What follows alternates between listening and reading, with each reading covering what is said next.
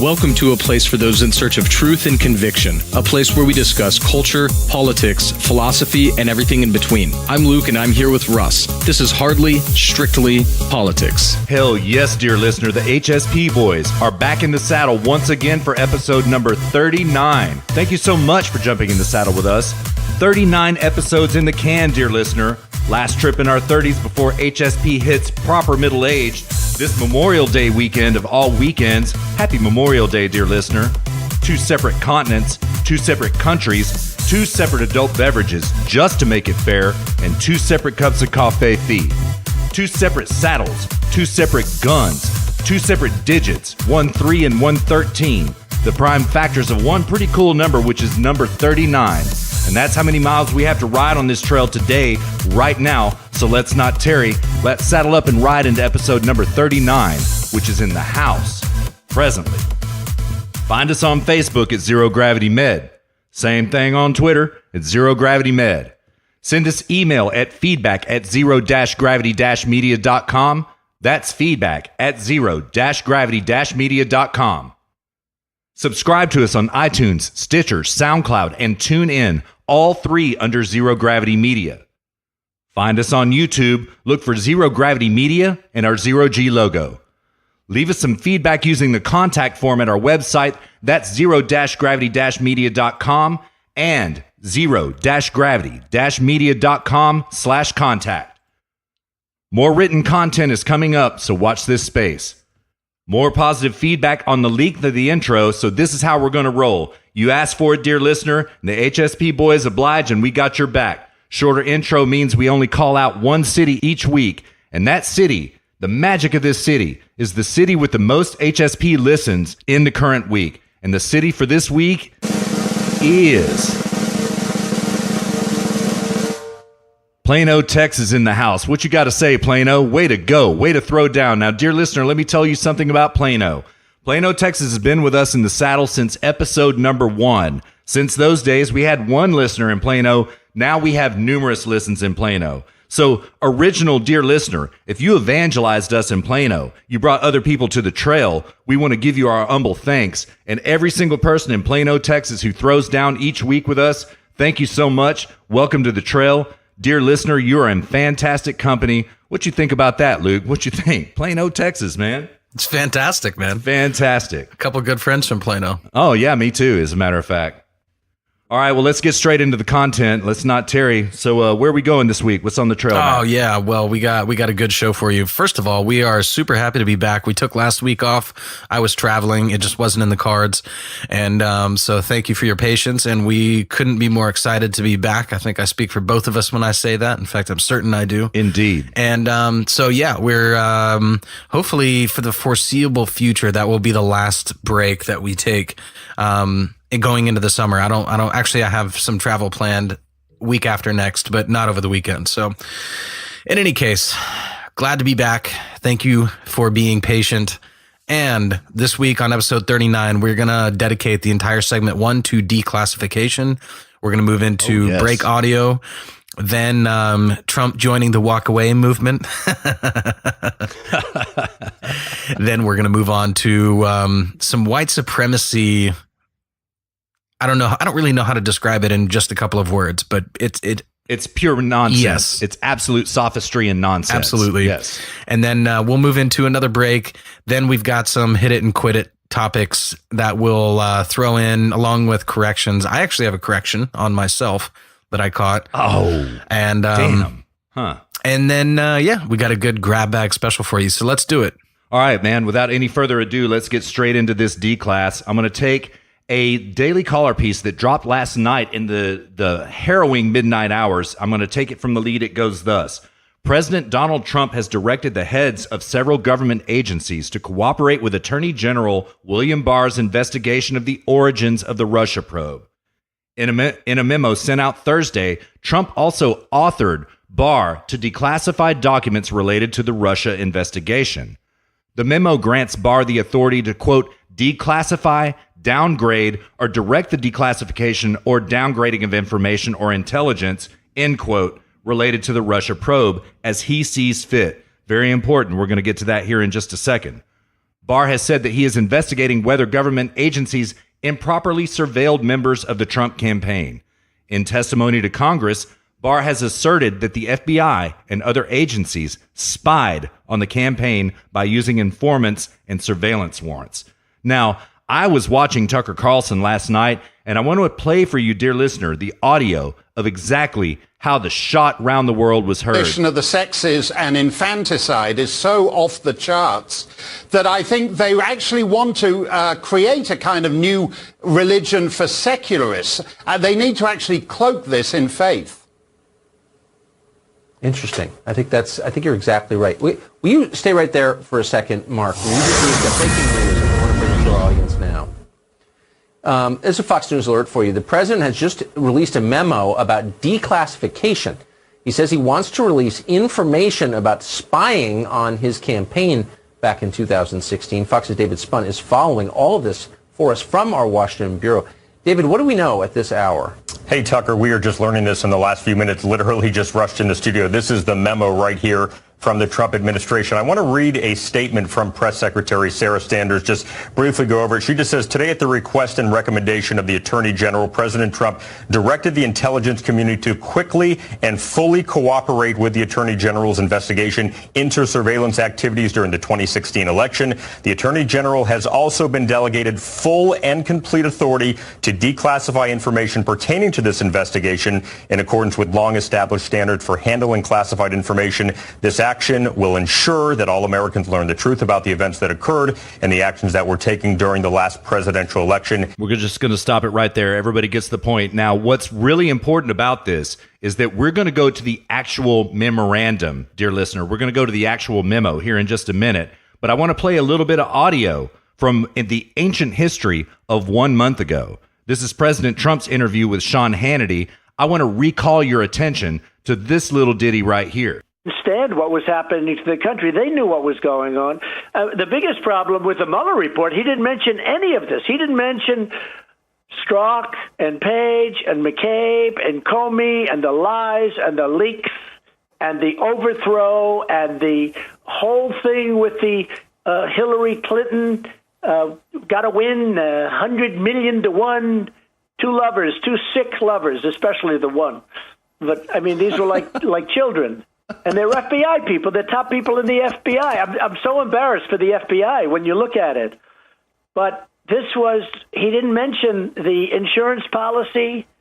It's a very, very sad thing, and it can be cleared up incredibly well. But, you know, and so do I, that if you didn't go any further, there are tremendous problems. I'm trying to be very nice, and I want to be very tempered.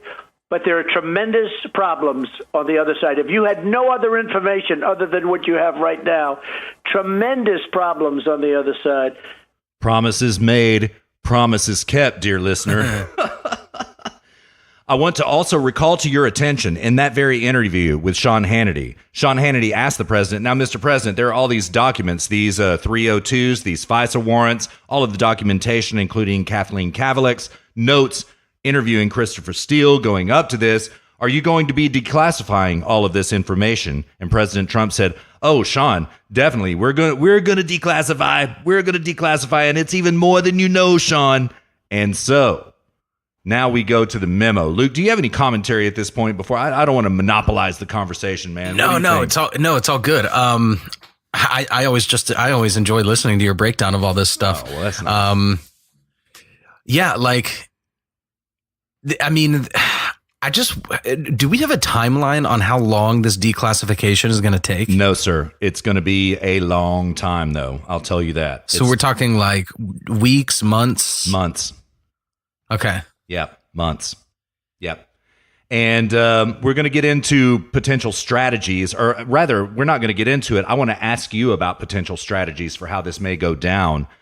And the best way to do it, what is the most proper course for the president and everyone else to take, particularly William Barr at this moment. So, yeah, I want to ask your opinions about this. I think he should just tweet it out, line by line.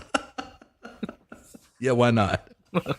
Word by word. Get a hashtag going. Right. Like the poll threads. Dems declassified. Yeah, exactly. In this thread, we go word by word. And the president...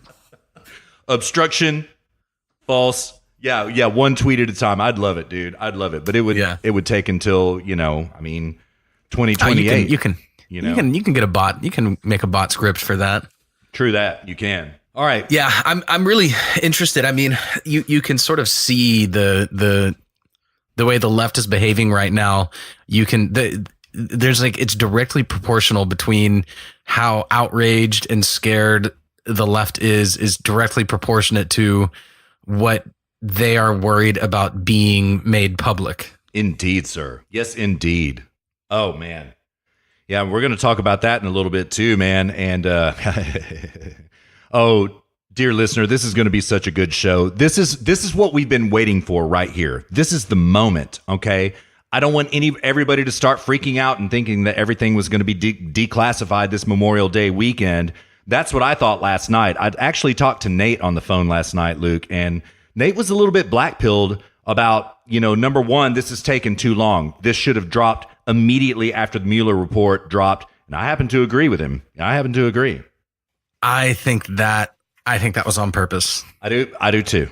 I think it's on purpose. I think Trump knew what he was doing this whole time. And I think he was, because you have to remember, Trump's reelection is not the midterms. I mean, Trump isn't exactly like Team Republican over here. He's basically Team Trump. He's worried about his reelection. So he's not going to burn through all of his collateral right at the outset. Yeah. So he probably, I'm guessing, there's no way for me to prove this, but I would guess that he's been sitting on this. I would think that you're right. Yeah, I would think that you're right. Excuse me. I think that this memo was drawn up way in advance of last night. And dearest listener happened to send me a text. When was it? It was last night about he's probably so pissed off about all of this crap that he's taking from Nancy Pelosi and Chuck Schumer. He just dropped the hammer. That may also be true. That may also be true. Everyone's been giving him crap for so long. I know. I don't think I mentioned this a minute ago, but when I said that he's not really Team Republican, he's Team Trump first. I said that in the context that, he's really got two shots. He's got the midterm shot and then he's got the 2020 shot. Well, if declassifying the memo is sort of his golden ticket and he knows that, do you really think he's going to burn that up on the midterms? True. No, he's going to wait. He's going to wait until after the midterms. He's going to wait until the Democratic primaries get underway, and then he's going to drop that bomb. Yeah.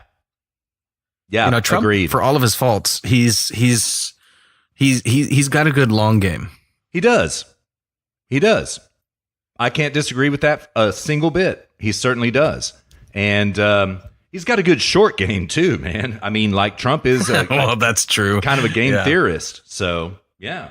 So anyways, but this has been, I'll let you go on here now, but I'm really, really excited because this is what, Russ, you've been on the forefront of this, detailing week over week, everything that's been going on with the memos and everything. And I've been kind of, waiting patiently for something real to happen. And dear listener, if you've been listening to us, going back to episode 1, really, you would probably know that.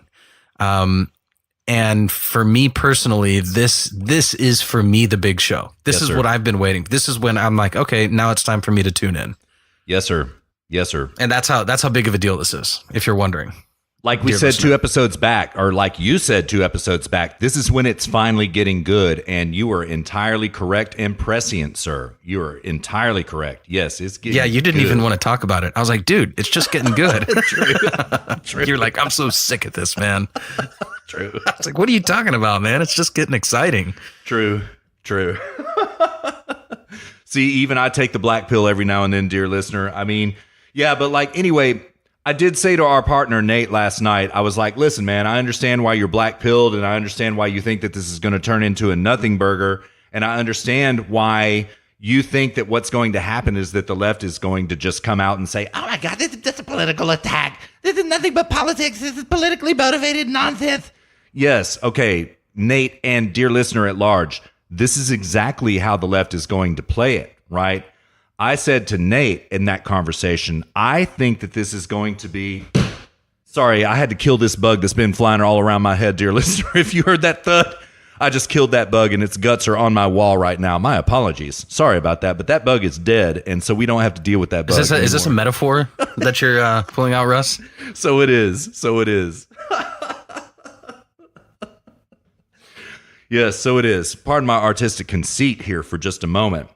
But anyway, I said to Nate in that conversation that I think that this is going to be more revelatory than we could have ever expected, and tried to white pill Nate a little bit. He got a little bit better by the end of the conversation, but I do agree with Nate's thesis about how the left is just going to try to write this off whole cloth. We already know this. We've already got articles to this effect, which we're going to address in a moment.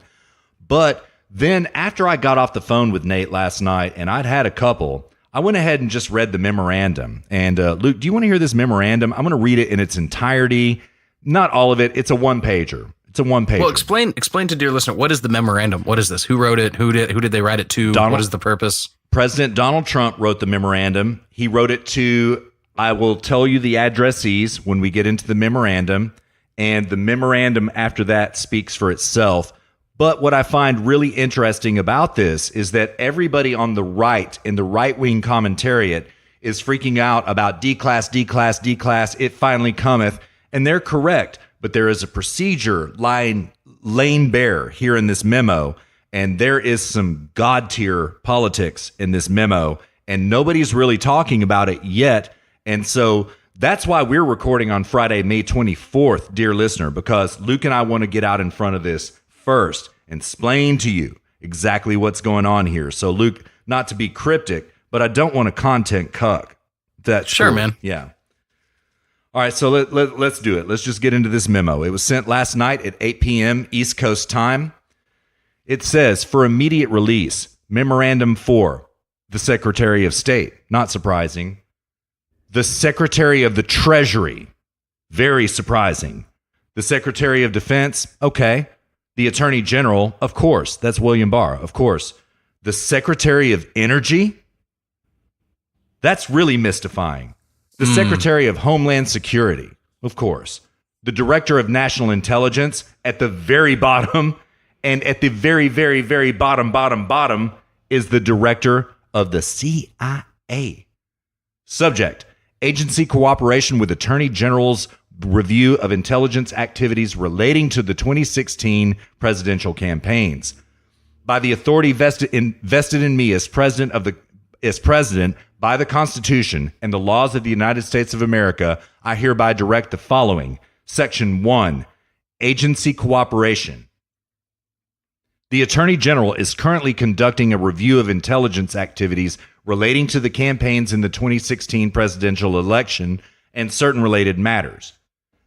The heads of elements of the intelligence community, as defined in 50 U.S.C. 3003, parentheses 4, and listen to this, and the heads of each department or agency that includes an element of the intelligence community. Let me read that again.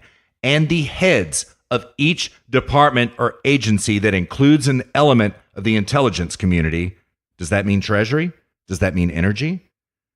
Shall promptly provide such assistance and information as the Attorney General may request in connection with that review. Section 2, declassification and downgrading. With respect to any matter classified under Executive Order 13-526 as of December 29, 2009, the Attorney General may, by applying the standards set forth in either Section 3.1A or Section 3.1D of Executive Order, blah, blah, blah, may declassify, downgrade, or direct the declassification or downgrading of information or intelligence that relates to the Attorney General's review referred to in Section 1 of this memorandum. Before exercising this authority, the Attorney General should, to the extent he deems practicable, consult with the head of the originating intelligence community, element, or department. This authority is not delegable and applies notwithstanding any other authorization or limitation set forth in Executive Order 13-526. General provisions. We'll skip those. Okay, now, do you see what's happening here? Trump has just directed the heads of all of those agencies to whom the memorandum was addressed that they will cooperate with Attorney General William Barr. So what is going on here is that Trump has just given enormous authority to General Barr.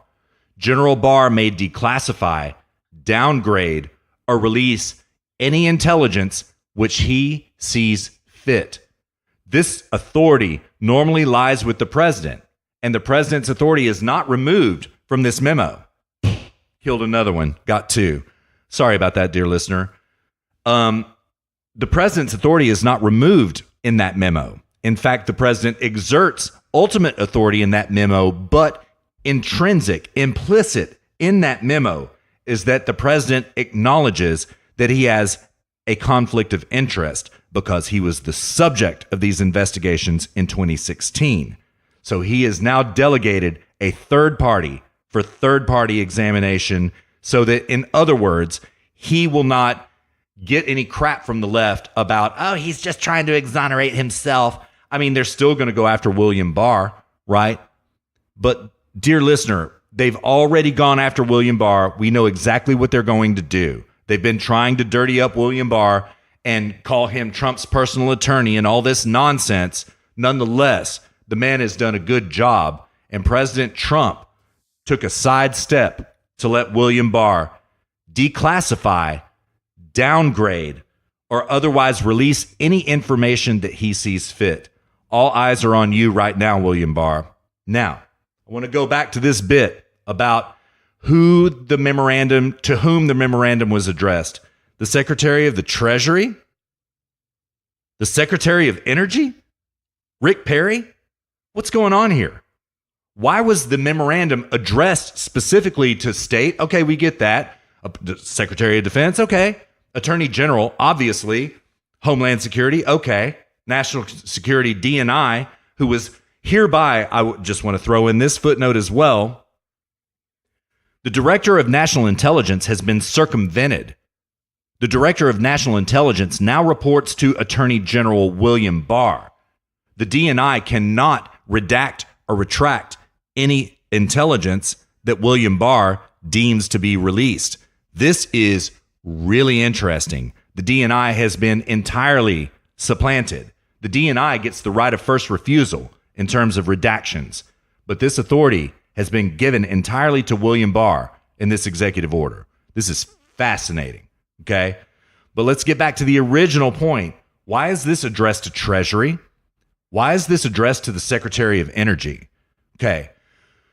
What you can take from these addressees in this memo are everything that has the potential to be declassified is going to hit within the purview of these departments, which is pretty much every department that I can think of except for like agriculture, Department of the Interior, maybe a couple of other departments that I'm neglecting right now, but it's everything. You would not think for a moment that this declassification has anything to do with the Department of the Treasury, and you certainly would not think that it has anything to do with the Department of Energy, unless they're about to declassify uranium-1. Oh my God. Oh my God. Tell dear listener what uranium-1 is. Uranium-1 is the scandal that happened in the Obama administration where Hillary and several other players in our government, right, which was called CFIUS, all right, CFIUS, right? It's basically about foreign investment in the United States. That's what CFIUS stands for, right? Do we allow a foreign power to invest in the United States? Well, Hillary was on this board. Several other people were on this board. I can't remember exactly whom, but I believe John Kerry was. Obama was not, but Obama kind of oversaw all of this. These are the people who delegated, or rather made the decision that we could sell 25% of our domestic uranium supplies, of which we're already short, to Russia. In exchange, in what appears to be a quid pro quo, the Clinton Foundation was given $145 million, and Bill Clinton was hired to go speak twice in Russia for 20 minutes each to the tune of $500,000 apiece. This seems to be a paper play. In any case, if Russia is so bad, operating within their own premises, Russia bad, Donald Trump Russian spy, Should we have sold 25% of our uranium to this evil government? Certainly not, right? Is this about to be declassified?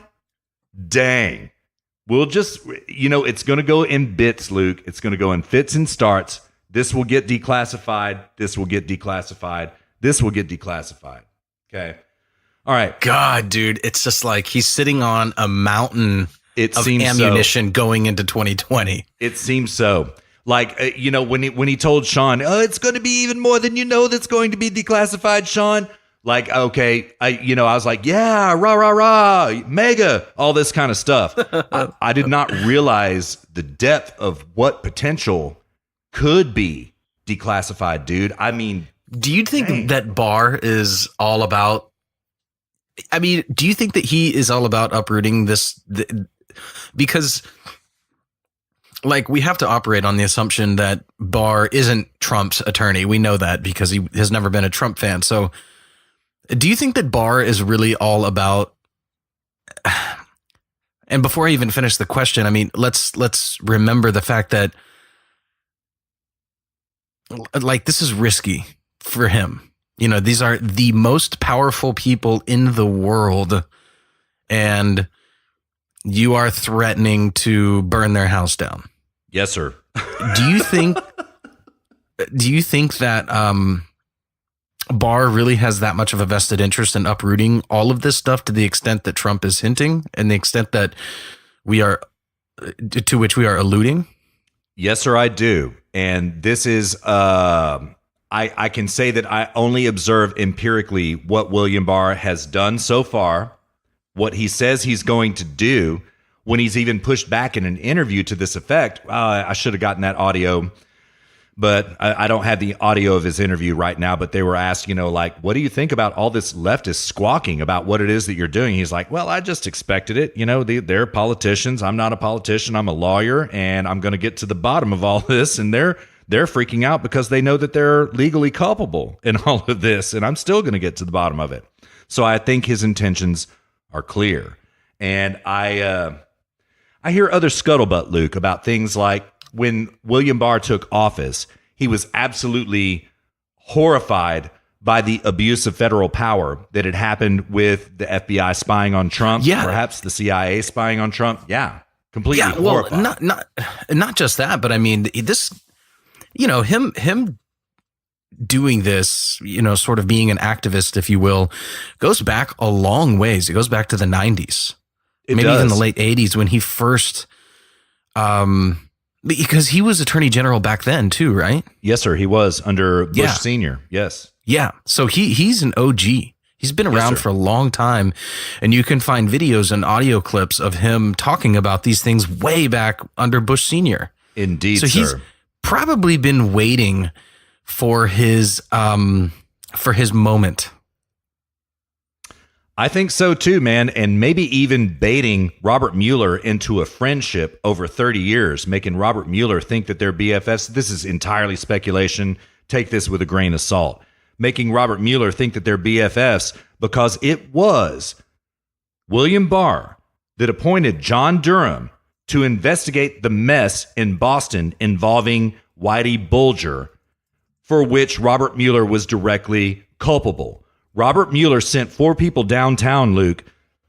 Excuse me, dear listener. Sent 4 innocent men downtown in order to protect Whitey Bulger as an FBI source. William Barr was Attorney General. He appointed John Durham to go in and investigate that. And 2 FBI agents ended up getting 10-year sentences out of it. Excuse me, dear listener. It's happening early. It's in segment 1 this time. I don't know why. It's usually segment 3. But we'll get through it. I'll hit the cough button next time. My apologies, right? Well, he's just appointed John Durham with subpoena power to go investigate this stuff about FISA corruption, election spying, and all of this kind of stuff. Yes, sir, I think he means business. He means business. Yeah. Yeah, because this is, William Barr is crossing the Rubicon with this. That's a great way to put it, man. If he really goes down this path, that's what this is. There's no coming back. Yeah, it's true. It's true. And I mean, to that effect, so we've just talked about like, why is the Department of Energy involved in this? Are they fixing to bust Uranium One? Why is the Department of Treasury involved in this? Are they fixing to bust the Clinton Foundation? Are they fixing to declassify all of this stuff about Uranium One as to how the Clintons profited from Uranium One? Well, you also have to remember Biden's son and the Ukrainians. Yes. Are they fixing to declassify that? Oh. Man. Oh, God, dude. Man. Well, he can't declassify Biden's stuff until Biden secures the nomination. True. Because if he does that, then he's just going to be running against Bernie. Exactly. Indeed, sir. And that's why I think that this is a drip, drip, drip, drip. It's not going to be everything is declassified by Monday like we all hope. But I do think that there are going to be some things declassified before Monday. I do. Oh, God, dude. If this really is as big as we hope it is, then the Trump presidency will have been all worth it.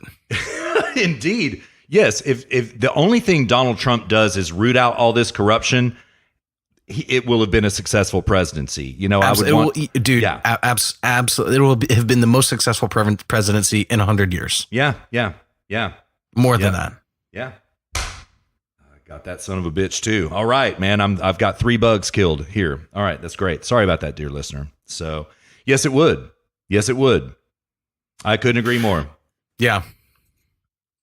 I mean, okay, we're probably going to get some dear listeners writing in, oh, what about Ronald Reagan? I mean, Ronald Reagan was good, but you also have to remember that he expanded the size of government twofold.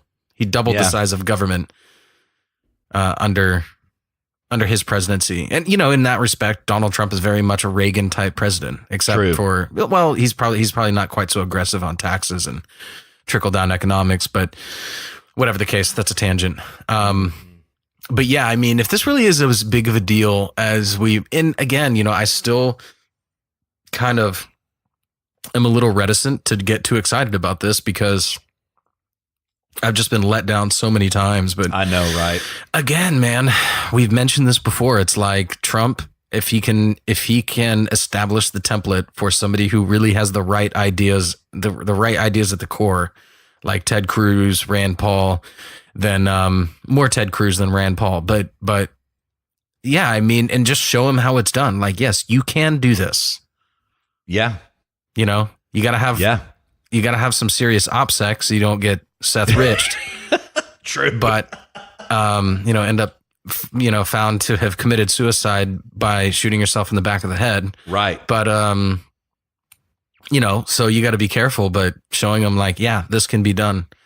But I don't know. Yeah. We'll wait and see. I mean, this will be the happening of happenings if this goes down like this. Absolutely. Yes, sir. Happening yes, of sir. a lifetime, Yeah. Yeah. I mean, the only thing that we have right now, we don't have any tangible information yet. All right, before I go off on this tangent, all right, we're going to take a side trail here real quick.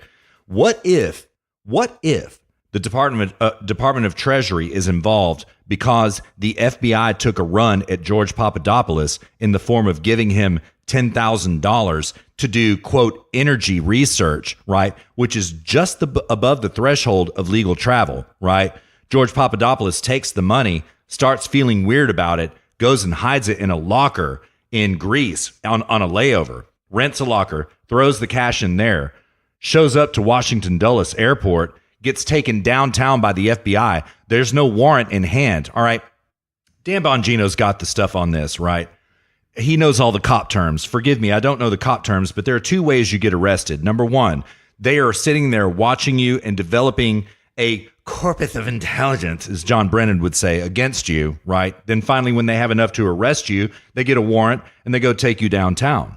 The other way that you get arrested is like, okay, you go outside and you go up and you hit somebody, you assault somebody. A cop sees it, they put you in cuffs and take you away. No warrant was involved, okay? It was just a spot watching crime. Well, that's how they arrested George Papadopoulos when he came back from that trip from Greece, right? After he stashed that $10,000, right? And they put him in leg. I was reminded of this by Mark Stein today, right? That's why I'm mentioning this, because I didn't forget that it happened, but I wasn't thinking about this in terms of, is this why Treasury is involved, right? Because this falls under the purview of the Treasury, right? So they arrested Papadopoulos, put him in leg irons after a 14-hour flight, interrogated him for 2 days, searched through all of his belongings. They were clearly looking for that $10,000, right? So it seems like what happened is that the U.S. government, right, not some energy foundation that is trying to get George Papadopoulos to investigate energy, seems like the U.S. government gave him $10,000, which is illegal to travel with. He felt weird about it. He stashed it. He shows up in Washington. Now, all of a sudden, the spooks are thinking he'll have that $10,000, so they go bust him. No warrant, no nothing. He gets off the plane. You're busted. You've got $10,000 on you. They didn't say that, but I mean, they pretty much did everything except an anal probe against the poor bastard, and they found nothing because George Papadopoulos was smart. This falls under the purview of Treasury. Is this what's going to get? Dude, why would he stash it in a locker, man? Like, I would go to Buffalo Wild Wings. I'd be like, everybody. That's what I would do. Yeah. Wings on me, beers. That's what I would do too. There is one simple answer for this, and I've watched every Papadopoulos interview ever with Dan Bongino, Mark Stein, with Hannity himself this previous week. Papadopoulos already knew that he was being spied on. He already knew it. He'd already been run at by Stephen Halper. He had been run at by Azra Turk. He had already gotten the score together that he was being spied on and set up. And then all of a sudden he's given $10,000 as a quote payment in advance, right? So he went and stashed it in a locker for that reason. Now, did they find the money? How do we know that this? They I don't stashed know it? about. This I don't know about. I have no idea. All we know is that Papadopoulos himself said that he rented a locker and put the money in a locker. That's all we know. And I happen to believe that to be true. Yeah. Should have spent it on the airport bar, man. Yeah. I bet if they found that money and took it, I bet he regrets that. Yeah, man, exactly. But I'm with you, Luke. That's what I would do. Even if I thought I was being spied on, man, there are plenty of ways to blow $10,000, even if you're being spied on before you get busted with it, man. There are plenty of ways to do this. Dude, I mean, like, I was in the airport just this past week, man. Like, 6 chicken wings is like $12 or something, dude. Like, you could just blow right through that 10 grand. Yeah, like true. A nice airport bar. True. That's what AOC complains about, by the way. She's like, oh my God, a mozzarella sandwich is $11? Oh my God. You know what I mean? Do you remember that when she was complaining about that? Yeah. And she was like, this is why, she was like, the food is this expensive and yet we can't afford $15 an hour minimum wage. Right. I just want to be like, it's that expensive because of minimum wage. Well, that, and it's also prime real estate. So they probably charge a lot in rent. Yeah. And airport fees are outrageous. Yes. Taxes, fees, all of that. Yes. Have you ever looked at a breakdown of your plane ticket when you fly? Oh, yes. It is. Yeah. It's like most of it is fees, surcharges, not by the airline, like airport fees, surcharges, all this crap. They just pass on to the consumer. Of course they do. Anytime someone's like, oh, we'll just raise the taxes on corporations. And then that way, individuals, citizens don't have to pay it. It's like, no, they just pass that on to the consumer. That's it. Yeah. It's like, it's still money being taken. It's just indirect instead of direct. So you haven't solved the problem, but in any case. They even charge you a fee for the privilege of body cavity searching you. They truly do. You get a TSA fee. They charge you $10 to reserve the right to fill you up. Yeah. It's disgusting, man. Yeah. I mean, now that I know that, I'm going to be disappointed next time I go in there and don't get felt up. Be like, dude, I paid for this. Yeah. I've got a knife in my pocket, bro. Come on. This is the worst Asian massage parlor ever. Yeah. Yeah. Indeed, man.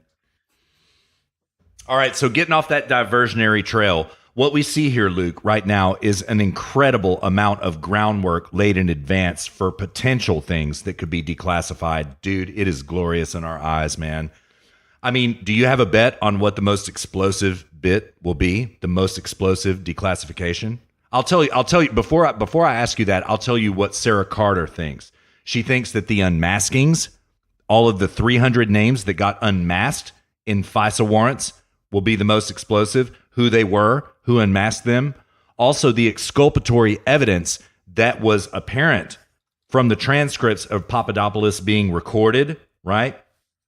Where he says, hey, man, yeah, all this stuff about, Trump colluding with Russia, this is bullshit, man, because what you're talking about right now is treason. I love our country. Donald Trump loves our country. There's no Russian involvement in this campaign whatsoever, and there never will be. So step back, right?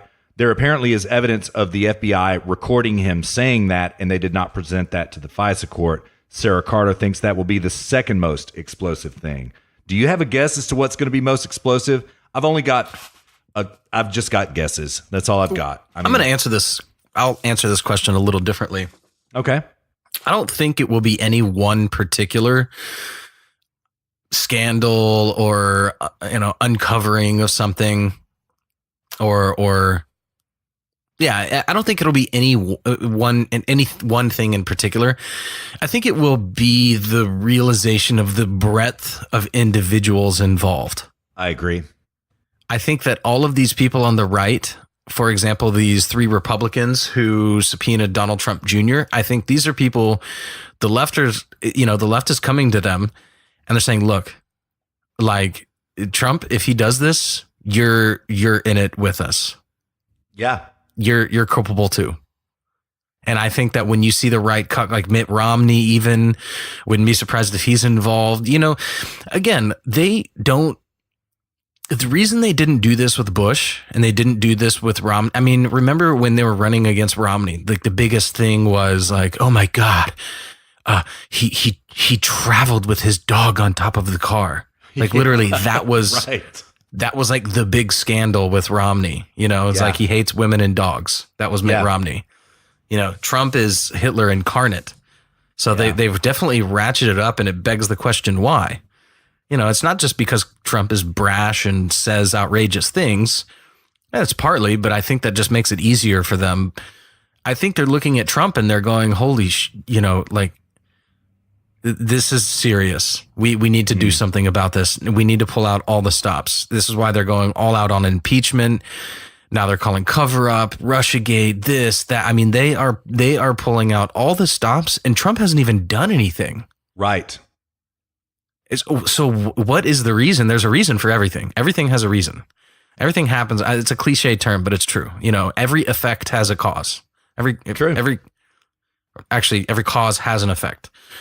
And so when you think about like, okay, what are the effects? Well, the effects are everything that the left is doing with Trump right now. So with the Russiagate and all this crap, what is the cause of that? There is a cause.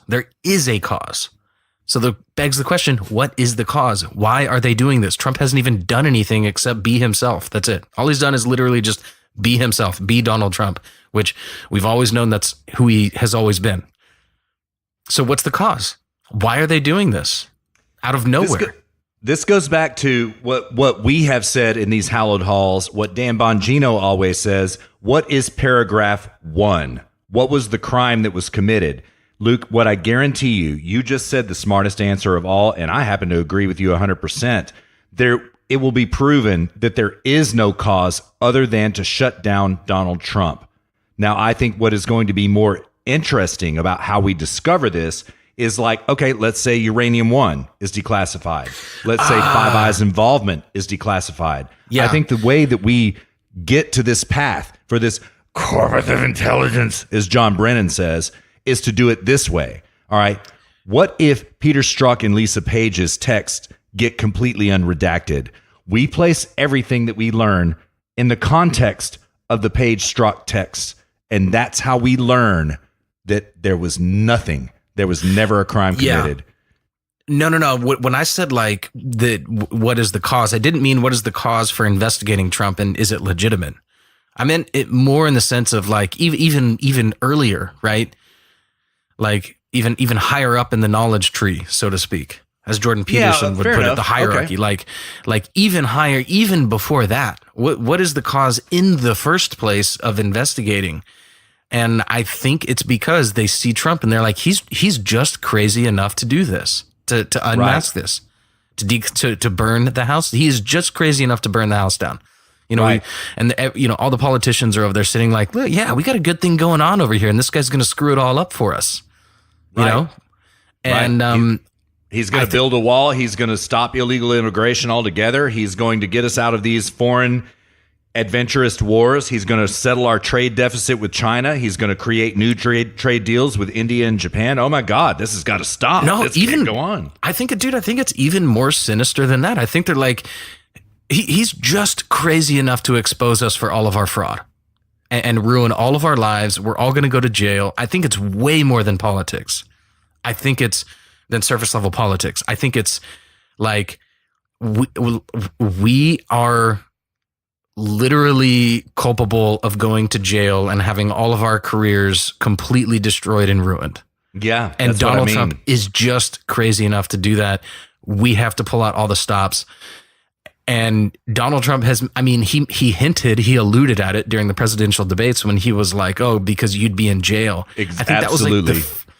like the first moment when they all kind of looked at each other and they were like, Oh shit. Oh my Yeah. God. Yeah. yeah, Mhm. they're like, oh, okay, we got to do something, Yep. pick up the red phone. Yeah. You know what I mean? It's really interesting you say that because that's right after that debate is when the FISA warrants were secured. It's Was really it? funny you say that. Yeah. Huh, I didn't know Yeah. that.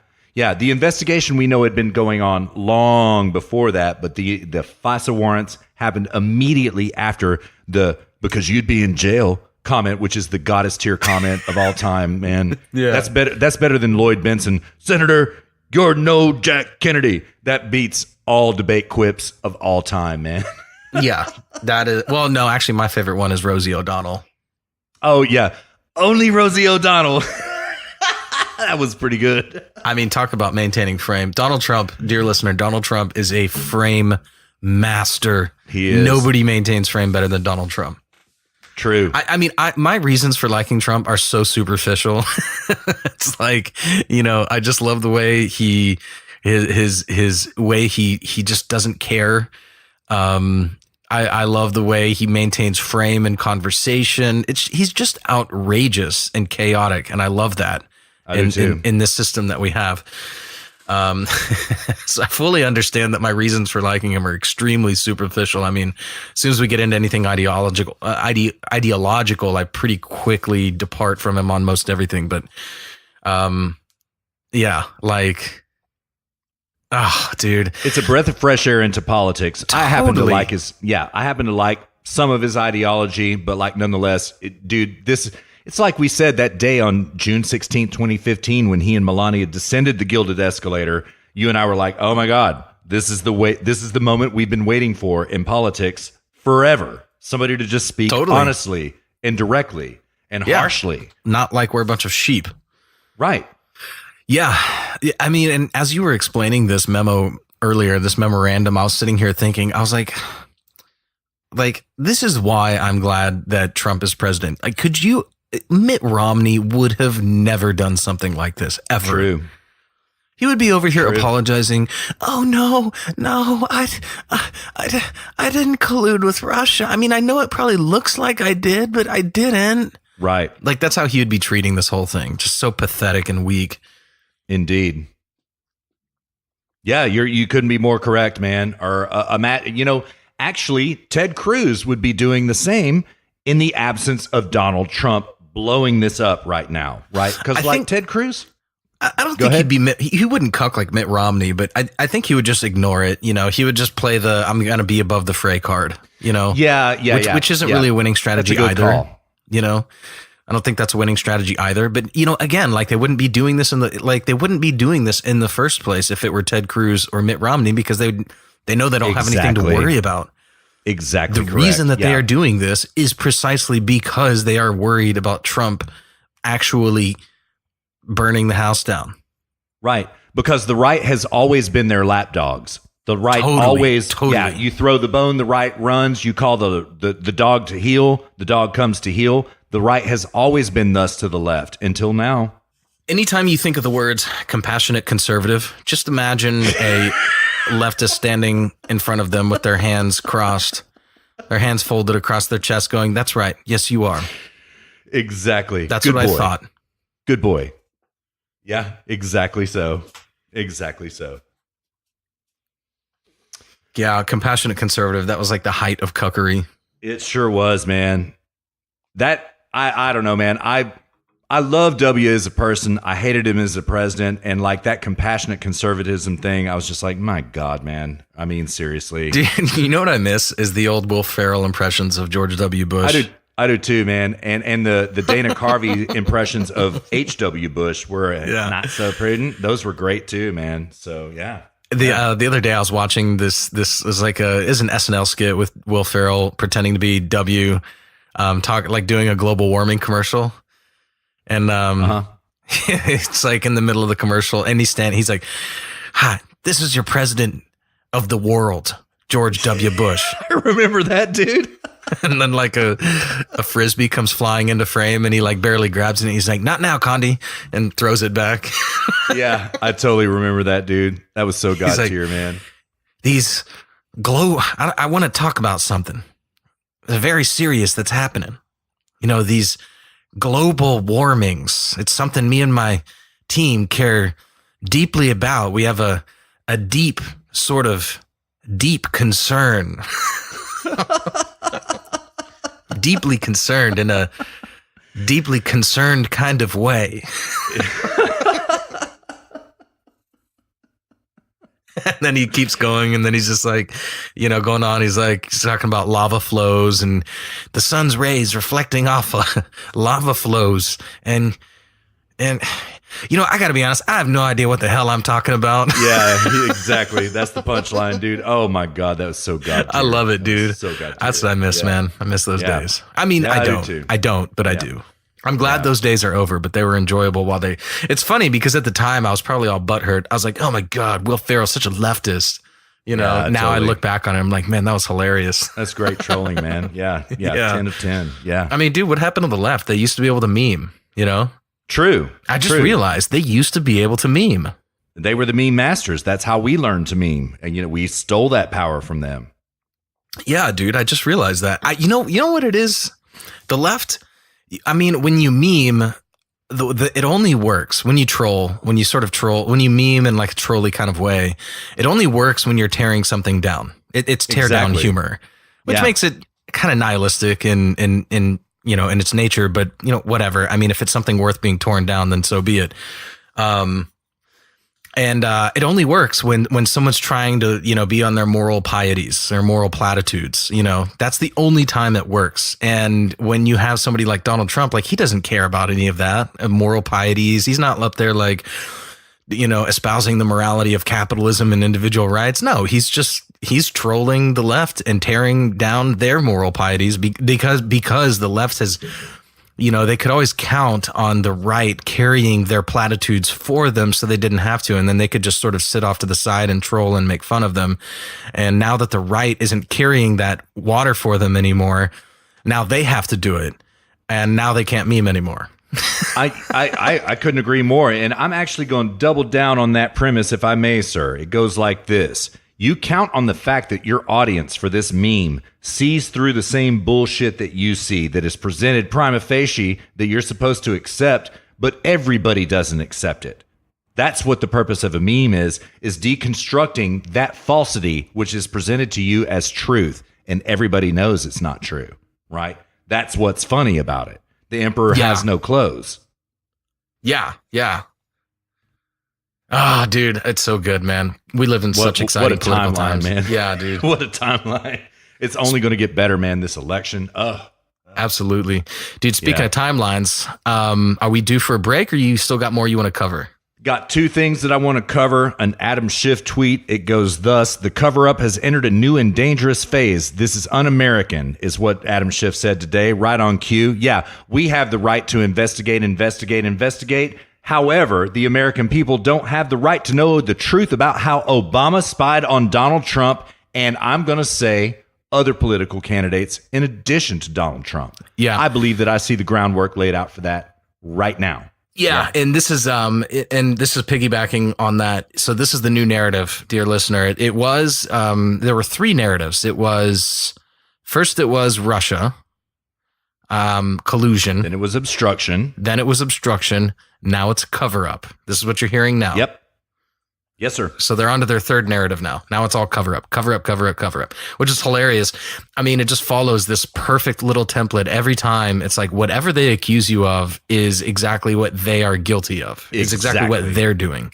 Yeah, and by the way, Luke, here's another thing that I know that we're getting round, man, because like you and I kind of said that first before anybody else, and now everybody is saying it, right? So like, man, way to go. We kind of said that first, like in episode 2, maybe. Yeah, I see something coup like that on Twitter all the time now. Yeah. Everyone is saying coup, absolutely, coup. Absolutely. Yeah. The president himself said coup. Yeah. I mean, if we may that's because he listens. Well, I know he does. He does. Yeah. I mean, he's our DC. Well, we have numerous DC dear listeners, but yes, the president does listen to the show. And, and if we may preen for just a little bit, dear listener, okay, yeah, like coup. What else have we done? The Rachel Maddow thing. What else, Luke? How else have we shaped it? Anyways, it doesn't matter. I don't want to. I'm going to get lost from the topic if I start trying to go into the past right now. So let's just leave it. But we do blaze the trail together, dear listener, and we go places. That's what's up. Go ahead, man. Dude, a little bit of a tangent here. How is it possible that Adam this is a serious question. How is it possible that Adam Schiff's neck is so small? He's got to be taking estrogen pencil or something. Neck. I'm not even I know Trump calls him pencil neck, and what's funny is I knew there was something weird about him that I didn't like. I'd only seen like a couple of small clips, and then when Trump started calling him pencil neck, I was like, that's it. I would have figured that out on my own, but I just hadn't watched him enough. Yeah. And now every time I see him, he just, it's like, how is that physically possible? I don't know.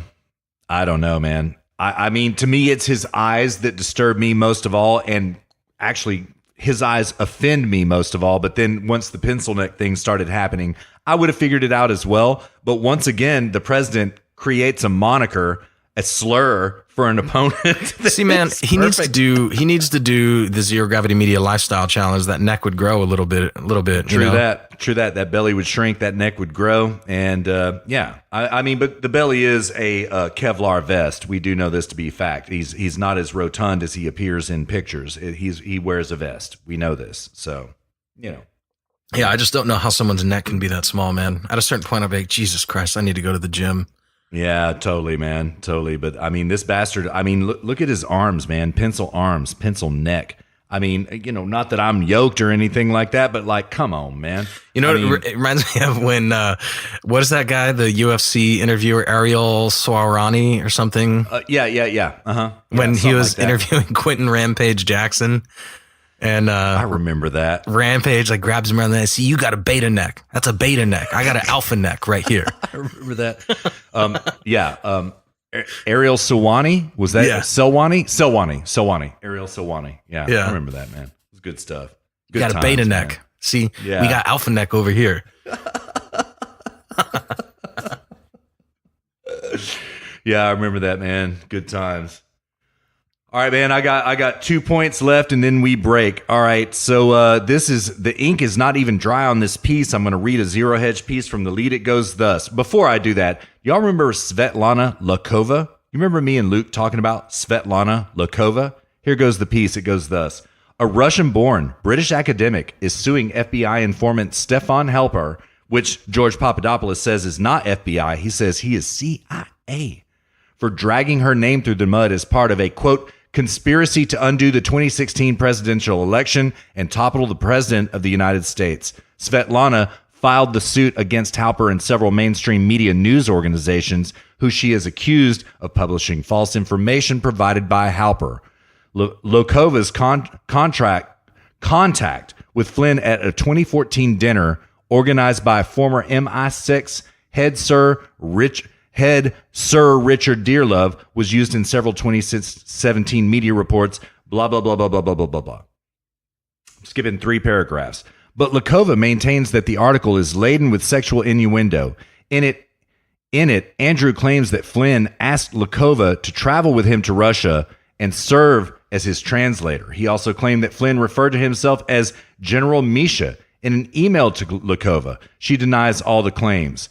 Anyways, the funny bit of it, the lulsy bit, quote, the Mueller report conclusively vindicates plaintiff and General Flynn and proves Halper and his associates were intentionally lying about virtually every material fact, reads the filing.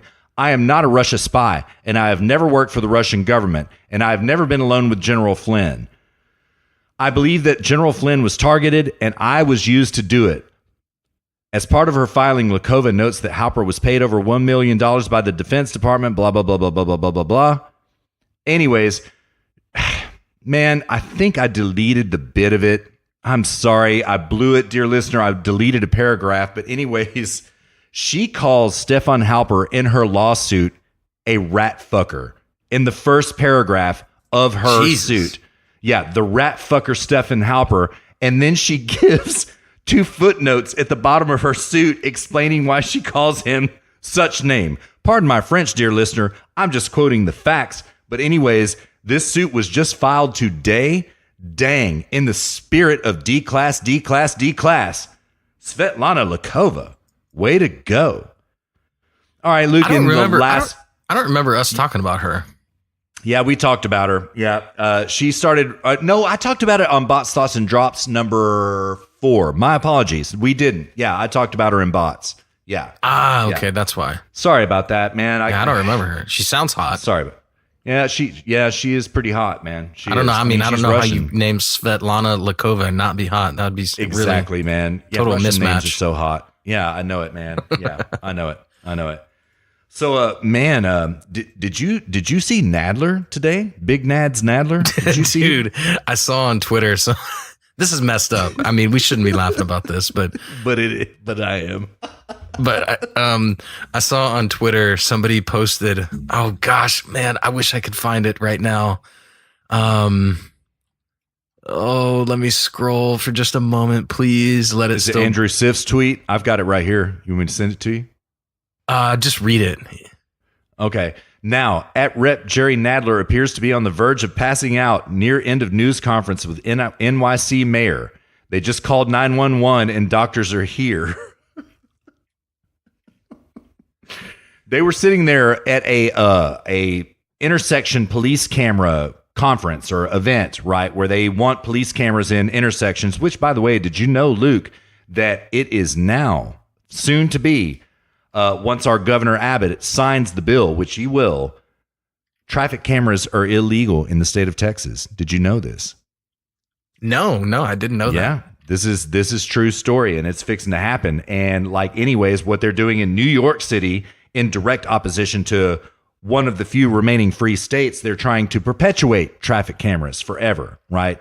So Jerry Nadler is sitting next to Mayor de Blasio, Bill de Blasio, polling at precisely 0 in his presidential run right now.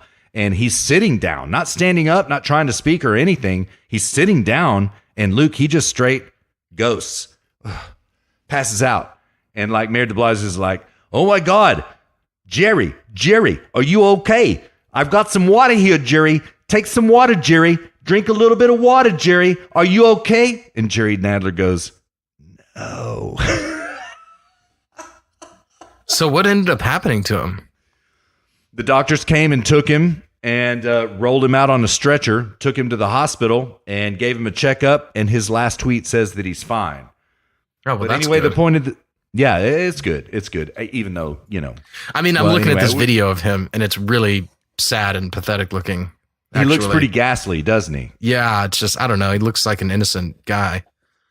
Well, expect much more of this, Luke. Now that declassification cometh, expect much more of this fainting, this passing out. I found this tweet. It says, I wonder what happened. And it's a video of him looking down and people rubbing his shoulder, asking him if he's okay. And this tweet, this guy says, I wonder what happened. Trump gives AG William Barr new powers to release highly classified information related to Russia probe. Uh-oh. And then it's William Barr down there looking down and looking confused. And damn. Yeah, it is kind of sad, man. Once you explain it like that, it's pretty sad. But I don't know, man. Jerry Nadler is causing so much chaos right now, stepping up for his fellow leftist compatriots, causing so much trouble rather than solving things like infrastructure, which we're going to get to in a minute, and all of this other stuff. I don't know, man. He's an obstructionist. This is, if you remember, dear listener, we played this audio bit with Candace Owens. He is the one that she BTFO'd. That's correct. Yes, sir. When she was like, "You're not listening to me. You're not listening to me." Yep. Correct, sir. Correct. All right, dude. Expect more of this fainting. Expect more of this fainting, man. So Yeah. I love it. I love it, man. So, all right. So we break now. We break. Yeah, let's do it. All right. We went a little bit long in this segment. Dear listener, we're still experimenting with shorter shows. We're probably going to fail again this week, but like, you know what? We're still going to stay up in the saddle and we're still going to ride this trail. So we got some break audio for you here, and I'm very excited about this. Do y'all remember the Larry Elder clip that we played for y'all? It was at the David Horowitz Freedom Center conference, which happened at the beginning of April. Well, other little bits of content are starting to drop out, right? Well, it turns out that Kimberly Strassel also spoke there. She works at the Wall Street Journal, God tier writer. She's been way involved in all this Spygate, Russia business since the very beginning, and she is an absolute genius. She gives a 36-minute speech, and I'm queued up at about like 7 minutes. And Luke, how much break you want to take? Like our usual 10? You want to do like 10, something like that? Let's do that. All right, we'll do 10 minutes unless she like gets off the rails, but I've already watched a little bit of it, and I doubt that's going to happen. Actually, I've watched most of it. It's pretty fantastic. So we'll do the whole 10 minutes. So dear listener, 10 minutes of real time. Thank you for riding along with us. We'll be back at you before you know it. Here's Kimberly Strassel.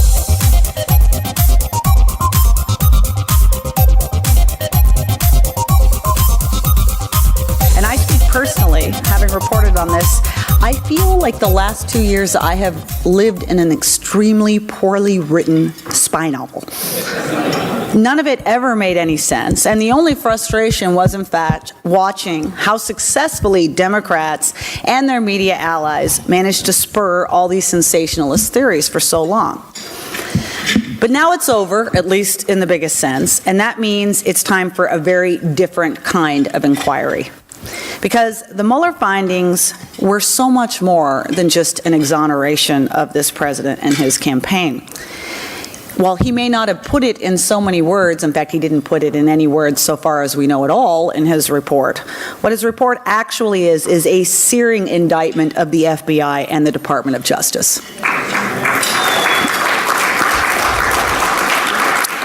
And it's time for a reckoning. We need to understand how we got here. How did it come to be that the top echelons of the world's most powerful law enforcement body convinced itself that Donald Trump was the Manchurian candidate, and moreover granted itself, a small group of unelected bureaucrats, the awesome power to take him out? And in some ways, we do already know the basic outlines. We know, I'm pretty sure, I feel pretty confident how all this got started. And I get asked by a lot of groups, especially by a lot of conservative groups, this was partisan, right? This was a partisan thing. And I actually say no. And I say no because I've always thought as a writer that we need to use words carefully. To say that it was partisan is to say that Jim Comey and Andy McCabe and all of the people sat around and said, you know what, we hate Republicans. We don't like their policies. We don't like Donald Trump's promises of tax reform. We want Democrats in the White House because we like Democrats. That's the true definition of partisan, choosing one party over another. And I can believe a lot about Jim Comey. I mean, believe you me, there's pretty much nothing you could tell me about Jim Comey right now that would surprise me. But I don't actually buy that. I don't think that the evidence points to that being what happened. What it points to, in my mind, is something even worse. What happened, I believe, is that Jim Comey, and I like to call him, by the way, I think we should all call him Saint Jim. Jim Comey had one of the first, if undiagnosed, cases of Trump derangement syndrome in the country. And you know what? He's pretty much admitted as much, okay? If you go out and you listen to his comments that he makes about the president these days, his testimony, his Twitter feed, all of his press rounds, if the deep loathing that he expresses for Mr. Trump is even slightly reflective of the views that he had when he was running the FBI, then we know exactly what happened. Jim Comey looked at Donald Trump. He was willing to believe the absolute worst. He thought in all of Jim Comey's saintness that he needed to save the country from a menace, and so he mobilized the entire upper echelons of the most powerful law enforcement agency on the planet against a sitting candidate for the presidency, and then against the president himself after he assumed office. To my mind, that is worse than partisanship, okay? Because that gets to the whole point of corrosive government power. This was a group of functionaries with awesome abilities, awesome powers, believing themselves above the law and above the rules, believing themselves the folks who were actually going to decide who got to run the White House. And all of this, as we know, is further evidence, this mindset, by the very serious discussion after Donald Trump was inaugurated to attempt to remove him by means of the 25th Amendment. We have to use the right word here, and it was a considered coup. That is the only word. So that's one thing we do know. I think we know the circumstances and how this all started. I think we also know that because of this mindset, that the FBI either allowed itself or was an active participant in one of the dirtiest, if most successful, political tricks of all time ever perpetrated in this country. And it was put together by the rival campaign. Now, if you were to listen to the FBI, the story that they have told from the start is that all of this, in fact, started because of a third-tier campaign aide named George Papadopoulos. But this was always the thinnest of reeds and always impossible to credit. We are meant to believe that the entire FBI was mobilized because of a 20-something who nobody had ever heard of, who had no real authority or even any notice in the Trump campaign. He was supposed to have uttered one sentence about Hillary Clinton's emails at a time when everybody on the entire planet was talking about Hillary Clinton's emails. What we do know is that it looks like their actual blockbuster piece of information was an opposition research document crafted by the rival presidential campaign, the infamous dossier, which to this day, not one piece of which has ever been proven to be true. An organization called Fusion GPS took a former MI6 spook, who was also by that time a gun for hire, and got him to write a dossier of scandalous accusations against Donald Trump, based on anonymous Russian sources. And there were glaring red flags when the FBI was presented this, which should have slammed the door in the face of these characters. For starters, even in 2016, anyone in Washington knew that Fusion was a very well-known smear shop who worked for Democrats. Okay, that should have been your first red flag. Meanwhile, Christopher Steele, the dossier author, he goes to the FBI with this work product, all right? And he explains that from the comfort of his London office, because by this point, he had not been in the intelligence business for 7 years. He had not been to Russia in 7 years. But he explains that from his London office, with nothing more than his telephone, he manages to unravel one of the most explosive plots ever, one that every other Western intelligence operation using the most sophisticated spy tools on the entire planet missed. So this is a story a notorious Oppo research firm shops to the FBI, and the FBI actually buys it. And you kind of have to step back and admire how brilliant and how clever this actually was. If you work in Washington, D.C., the congressman can probably back me up on this. When a campaign or a group digs into something that's Oppo research, they have to go and they have to try to sell it to the press, right? And then the press goes and it tries to verify it. And usually if they're maintaining any standards of quality, if they can't back it up, they're not going to run with it.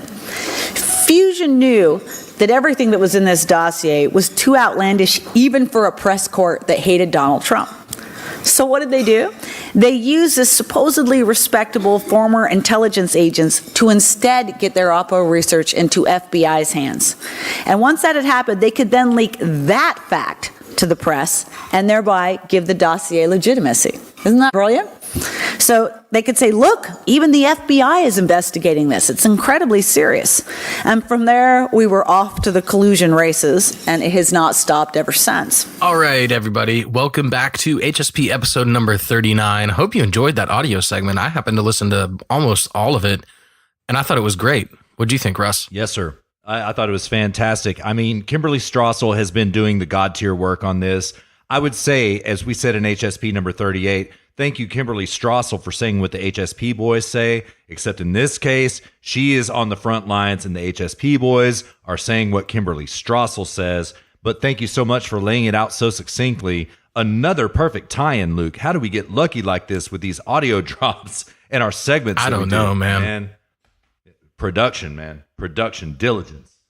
Staying focused, maintaining frame. That's how it is, man. Indeed. All right, man. So where are we going next? Is it Let's hashtag see. walk away? Yeah. Trump has joined the walk away movement. Yeah. No. We should probably tell dear listener what the walk away movement is. That's true. It was started by Brandon. What's his name? Gosh, I always forget his Brandon name. Straka. That's it. Brandon Straka. Yeah, he was a hairdresser in A Hairdresser on Fire in Manhattan, right? And he started this walk away movement because he got sick of the left, and he got sick of the left programming him to be racist and anti-Trump and all this kind of stuff. And he started this entire movement, which is huge now, by the way. And the movement is thus: you walk away from the left, right? What's going on the right now is much better for all of us, including myself, who is a gay man, right? It's better for me over here. And he has denizens in his wake. Someone's going to clip you saying that. Yeah. Which one? What? You admitting that you're a gay man. Oh, yeah. Oh, man. My bad. We got to be careful about this, man. I've got to step on my OPSEC. My apologies. Yeah, that's probably going to happen. It's probably going to happen. It's going to be the next HSP isolated sound clip we upload to YouTube. Oh, no. Rest comes out. God forbid. So this movement is huge, and it gave birth to the Blexit movement, the Jexit movement, all of these things which we have covered in these hallowed halls, right? I mean, this cat Brandon did it first and did it best, man. So that's what the walkaway movement is. And now Donald Trump follows also in his wake, as it turns out. Luke, do you want to tell him about how Donald Trump walked away this week? You go ahead, man. I like hearing you say it. Oh, okay. So it goes like this. All right. So there was a predetermined meeting this past Wednesday about infrastructure with Skeletor and Cuck Schumer, right? And so what they did is they went and hit the cameras before they ever went into the meeting and said, this man is a criminal. He's instigating a cover-up. It's a cover-up. So the left-wing media took their cue from Skeletor herself, Skeletor being Nancy Pelosi, and ran with this cover-up narrative, which we hear echoed in little Adam Schiff, pencil neck Schiff's tweet even to this day, right?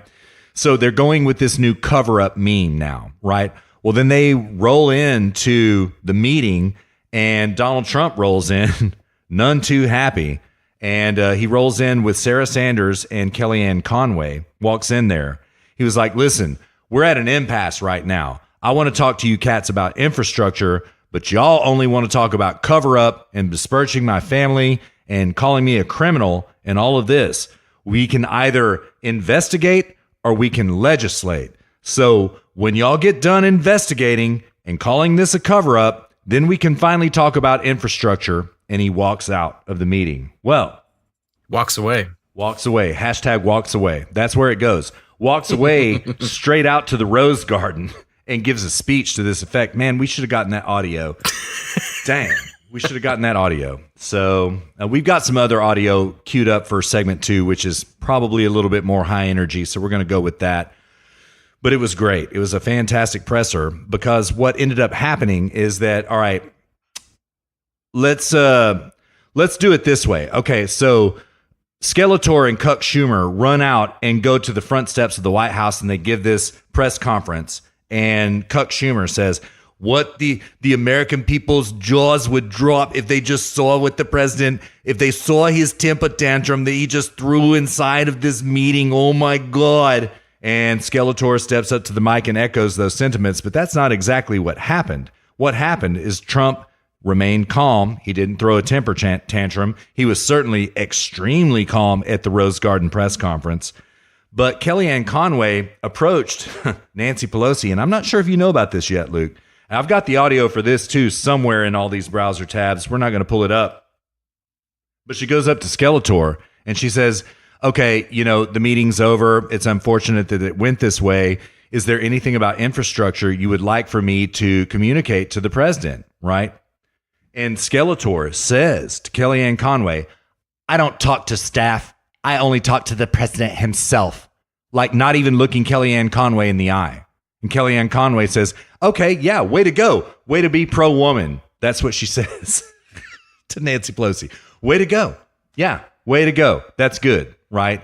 And so Kellyanne Conway is like, yeah, you know what? She doesn't talk to staff. She doesn't care anything about gender. She doesn't care anything about women. She just treated me like she does one of her pilots or one of her hairdressers or one of her makeup attendants, right? I'm beyond scum to her. I'm not worthy of her attention. Only the president himself is worthy of her attention. And she happens to be too correct, and she destroys her. Because, yeah, this woman who is the sixth richest woman in Congress, my God, calling me, I just an ignorant, lowly staffer and blah, blah, blah, blah, blah, right? Well, she outlines the exact problem Kellyanne Conway does right here, and that is this. Yes, Nancy Pelosi is so 1%, so elitist. Well, Kellyanne Conway calls her out exactly and perfectly on her elitist BS, and it is beautiful. I wish I had that audio right now, Luke, but I'm not going to be able to find it at some point. Oh, it's all good. That is hilarious, man. Yeah, it is. It is. So like, what do you think? Hashtag walk away. Walk away from the left. Yeah, I mean, again, like going back to what we were talking about in segment 1, this is exactly what Trump was supposed to do this whole time. Yep. This is it. Yep. This is all we ever wanted. It's all we ever needed. Yes, sir. Oh, it's glorious to behold, man. We love it. We love it. And not only that, I mean, it just forces their hand. It's like, they want to have their cake and eat it too. It's like, oh, hey, let's negotiate on this and that. And, to them, do you think they really care about infrastructure? No, their palms are greased and they have to deliver the goods. Yep. And that's what these bills are about. And, so Trump's basically holding their donors hostage, in effect. That's a great way to put it, man. I hadn't thought of it that way. Absolutely correct. Absolutely correct. Yeah. Which is a brilliant move on his part, man. Indeed. Indeed. I mean, man, for being an ignorant politician, man, he certainly is politically astute. Well, to these neocon, neo-left blob party tactics, boy, he's got them mastered. And does he ever maintain frame? Something to behold. Something from which to learn, to study. Yeah, absolutely. Absolutely. All right, man. So let's ride on. Are we individualism is white supremacy now? Is that where we go? Yeah. All right. So you want to give the basic gestalt on this, or you want me to do it, man? Well, I kind of put the last couple on you. So there was this, Russ sent me this Zero Hedge. It was Zero Hedge, right? Yeah, it was a Zero Hedge article. And, oh gosh, I'm looking for it right now. There it is. Sorry, I didn't have it open, when we switched. The name of the Zero Hedge article is "You Might Be a White Supremacist If," and it goes on to detail, so this is courtesy of the New York City Department of Education. These are 14 things to watch out for if you suspect you or a friend are a white supremacist. So this was actually, now Russ, you had told me this, to correct me if I'm wrong, but basically what happened is there were a couple of women who were white and demoted because of that, or they were... For to be precise, and yes, that's correct. They were demoted and they were uncomfortable with the new racism that has been created by this program. Yeah, yes. Which these programs are totally racist. Indeed. These programs where they talk about, having implicit bias, subconscious bias, subconscious white preference, white privilege, and companies doing things like deliberately they frame it under the guise of, oh, we're trying to help women, when really all they are doing is doing things at the expense of other people because of gender and race. It couldn't be more sexist and racist than that. It's totally contradictory. And someone's like, well, if you don't do that, then there is bias. Okay, well, then incentivize rationalism, not rationalism, but incentivize rational behavior. Don't incentivize racism and sexism. That's equally as idiotic. And it will invariably, it necessarily has to end in disastrous results. But anyways, I don't want to get into a huge tangent. That's a great point, though, man. God tier. Yeah, there is 14. Ironically, the 14, they're not 14 words, it's 14 points.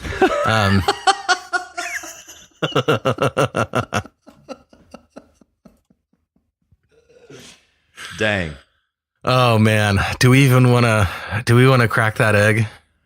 No, let's just ride on, man. Google that if you don't know what it is, dear listener. Yeah. The HSP boys know our memes though, and so we happen to know what it is. And yeah. Let's just say it's ironic that it's 14 points. Yes.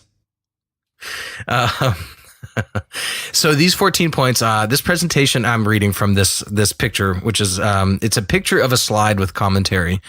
I'm assuming, I guess Zero Hedge has aggregated this commentary. Is that right, Russ? Yes, sir. Okay, so they created this image. Okay. But it's a picture of a slide. Actually, Zero Hedge didn't create it. It was the New York Post that did it. And before you get into it, because you're going to give the God tier explanation, let me give the basic gestalt from the New York Post piece.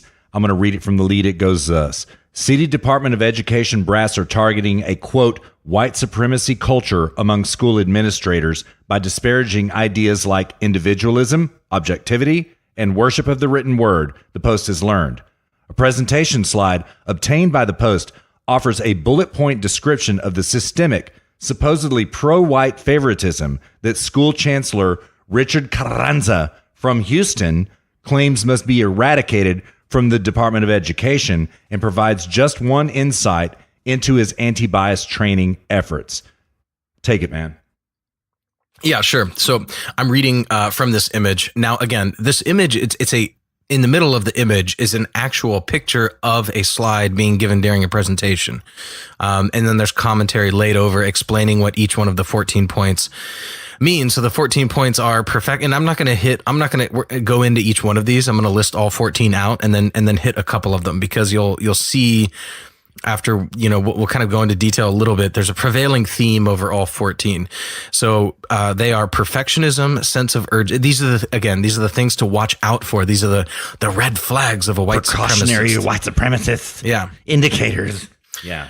And most of them are self-explanatory, but perfectionism, sense of urgency, defensiveness, quantity over quality, worship of the written word, paternalism, either or thinking, power hoarding, fear of open conflict, individualism, progress of bigger, more, objectivity, and right to comfort. Now, remember, this is training being given to teachers in the New York State public school system. Yep. Is it New York State or New York City, Russ? New York City. Sorry about that. Okay. It's New York City. Yeah. Don't want to harm our correction rating. Yeah, true. Accuracy rating, rather. So these are... this is how teachers are taught. So let's just hit a few of these. Okay. So quantity over quality. One might think that that's quite explanatory until you realize that it's actually being results oriented and diminishing an otherwise sound process if it doesn't produce measurable results. It also goes hand in hand with discomfort with emotion and feelings. So it's somehow unemotional, like being unemotional and valuing measurable results. Worship of the written word, which, you would think like, okay, are they like hating on the Bible or what? Well, not really. This idea prioritizes documentation and writing skills.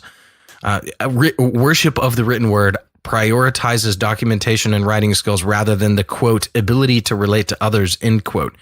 It also leads to teaching that there is, quote, only one right way, end quote, to do something. Okay. Now, I mean, the only one right way to do something point. Okay, fine. All right. Creativity is defined as going with that which is not the obvious choice.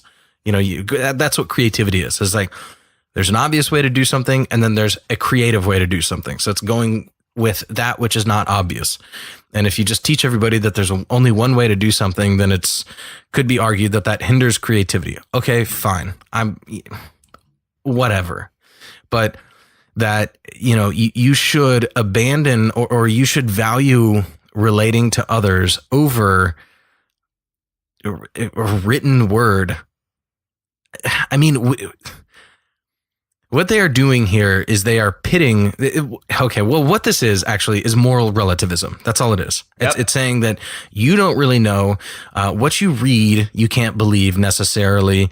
The end in itself is just relating to others. This is very, very much a Dewey style of education, as opposed to classical education, which is what most of Europe gets. We have the Dewey education system, which is very much socialization.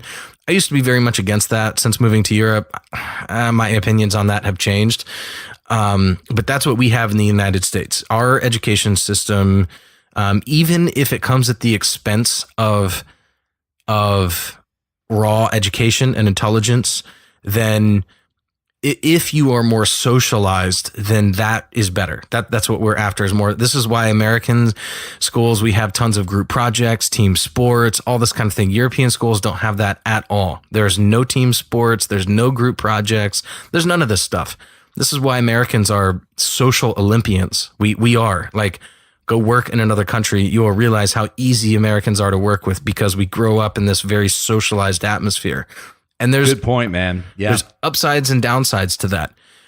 But you cannot place that in that there's no conflict of interest between being smooth around the edges with respect to working with people and also understanding truth, which is really what they're getting at. There's like truth, and then there's relating to others. So they're like, a form of white supremacism is seeking the truth. And when really you should just be relating with others. It's moral relativism. How am I supposed to know how to behave? Right. Right. How I should behave is how the group behaves. And I can't judge others' actions. That's what this means. That's what all this means. Yeah.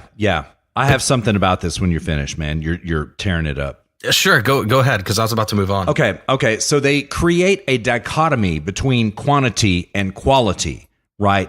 This is an intrinsic, inherent, very subtle attack upon capitalism. This is why, right? Capitalism is based upon procedure, what works, okay? If it doesn't work, you follow the procedure because that's going to make you the most capital as an individual, as a corporation, an organization of any type, right? When it doesn't work, capitalism dictates that you reform the procedure, right? It's not about inherent sworn to God following a procedure in the written word. It's not about that. It's about adaptability. And this plank of this is calling white supremacy adaptation. Adaptation equals white supremacy. It's very nefarious. And it's right there. And really, there is no dichotomy between quantity and quality. I mean, right. Capitalism values both. More and better all the time. Yeah, exactly. Everyone thinks it's like, oh, well, the factory, blah, blah, blah. Like, cool. Henry Ford creating the production line made cars affordable. Germany, we didn't invent the car. Everyone thinks Americans invented cars. America did not invent cars. Germany invented cars, actually about not too far from where I live.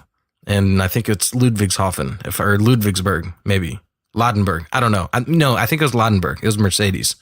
They invented the first car ever. But Henry Ford created the production line. Yeah. And he made cars affordable to the common man, to the everyday man. Yeah. And then and that was quantity. And then over time, you have quality. So yeah, I mean, there is no dichotomy between the two, and they're trying to sow the dichotomy between the two. And this ultimately redounds all the way down to the mind-body dichotomy, which we're not going to get into here.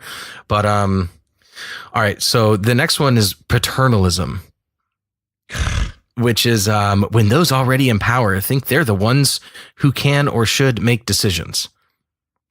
I think they're the ones who can make the quote, those with power often don't think it is important or necessary to understand the viewpoint or experience of those whom they are making, for whom they are making decisions, the write-up explains.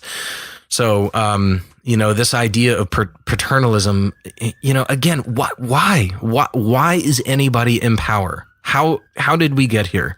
That is not what capitalism is. That's not what this country was supposed to be about. There should not be anybody in power. It's voluntary. If somebody's in power, then we've already gone awry, because that's not a voluntary interaction. But, really couched in this is that they don't find it important or necessary to understand the viewpoint or experience of those for whom they are making the decisions. Again, I mean, that sounds very nice and soft and everything, but it just goes back to this moral relativism thing. And then these other couple ones really get to me. Either or thinking. This is perhaps the most egregious. Seeing things in terms of good or bad, right or wrong, or black and white. This quote results in trying to simplify complex things. For example, believing that poverty is simply a result of a lack of education, end quote. Okay. Moral relativism. Relativism. Well, this is a direct assault on principles. This is why you have principles. The purpose of principles is to simplify complex things. That is why you have principles. You cannot go through life brute forcing your way through every single decision out of context as if you'd never come across it before. You can't do it. This is why you form principles, so that you can actually automate a lot of decision-making processes, because you've come across them so many times before. And through the process of inductive reasoning, you know, without even thinking about it at this point, yes, that is that. A is A. That is what that is. So yes, things are black and white. Things are right or wrong. Hell, I wrote this damn article on our website, the argument from complexity. Go read that article. If you are confused about either or thinking, go read my article on our website. What was it called, Russ? I don't even remember. It was the retreat to complexity. The retreat to complexity. Yes. Yeah. This is what this is. Life is so complex. We can't be either or. There's no right or wrong. Who knows? Things aren't black and white. Go read my article on retreat to complexity. I'll just leave it at that.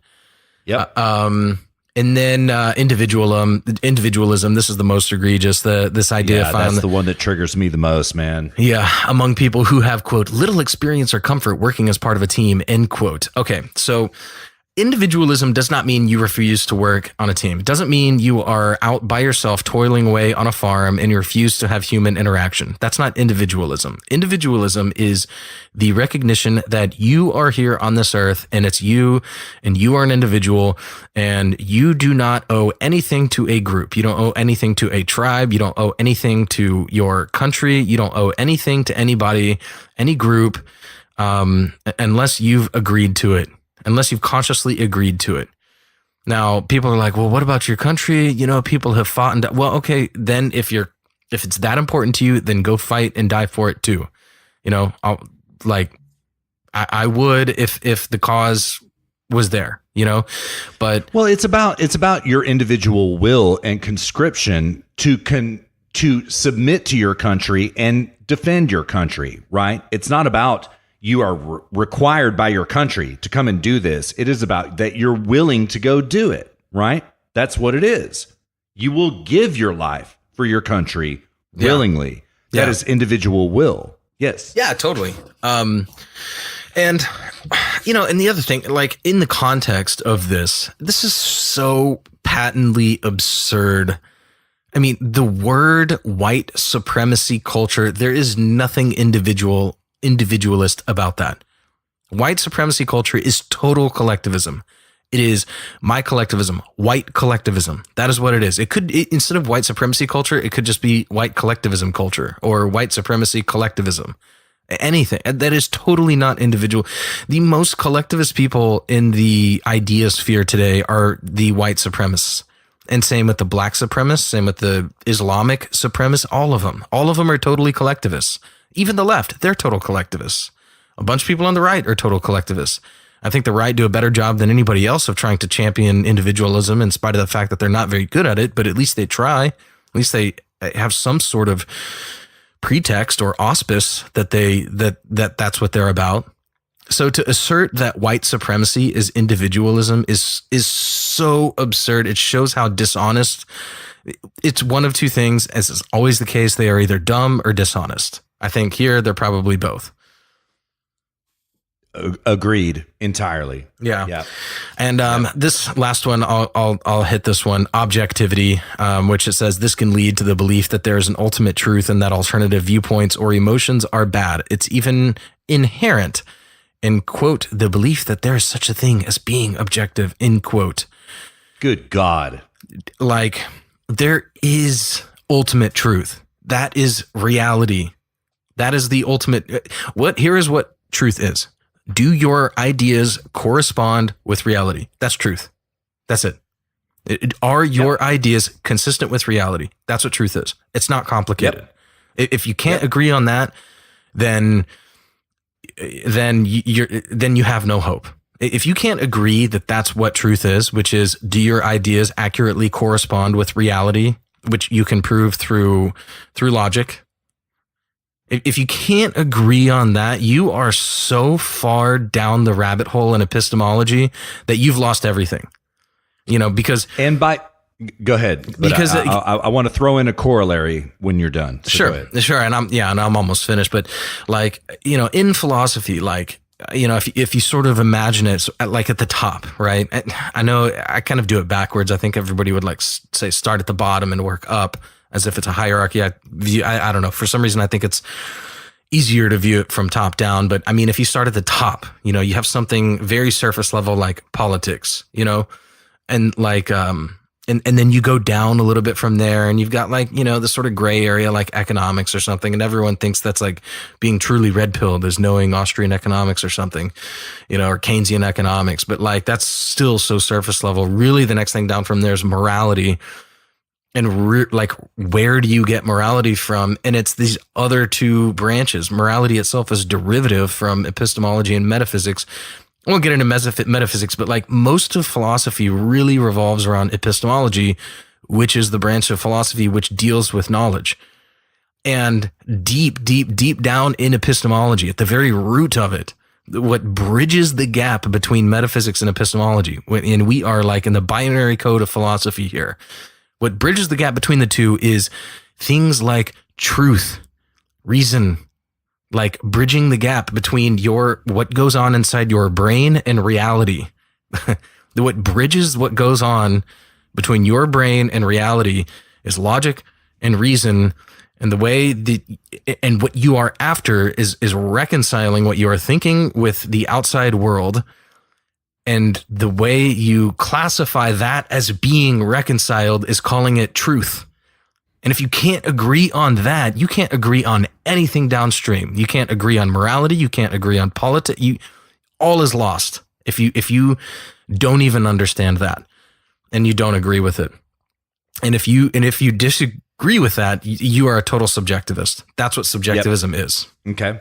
All right, I've got to jump in right here, right? So let's describe, just for the sake of experimentation, what is a lie?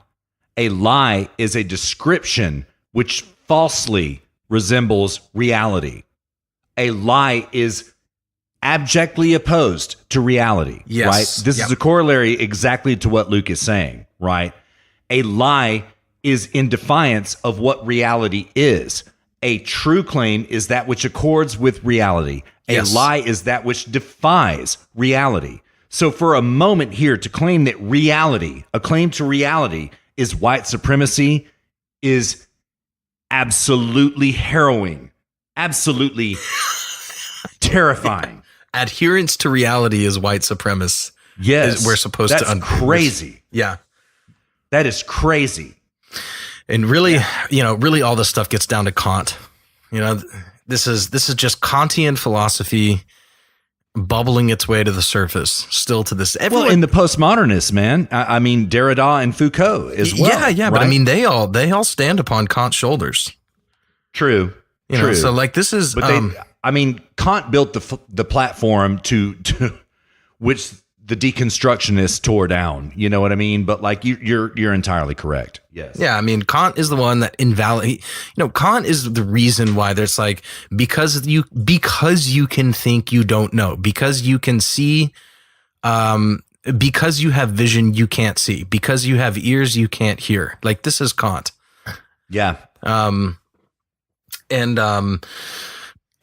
People think of philosophy as just this obscure, irrelevant subject for academics to talk about when they go on a walk in between lectures.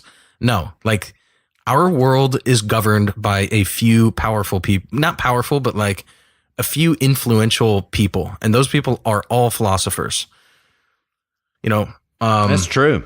Computer science it takes something like computer science. Computer science is based upon the laws of logic as outlined by Aristotle.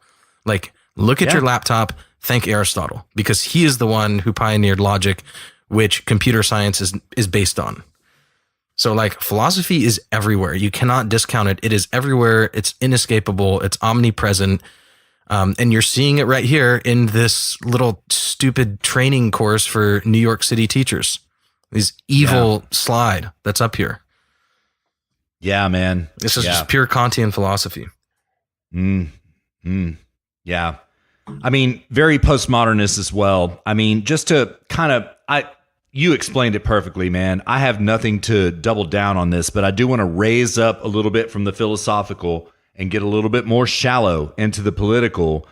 Luke and I were talking about this before we hit the red button today, dear listener, and I explained to Luke that this really terrified me. Luke was saying, I'm not at all surprised by this. I was saying, man, I am really surprised by this because literally what Luke and I espouse on this show, what we encourage everybody to do, be an individual, live your own life, experience your own life in accordance with reality.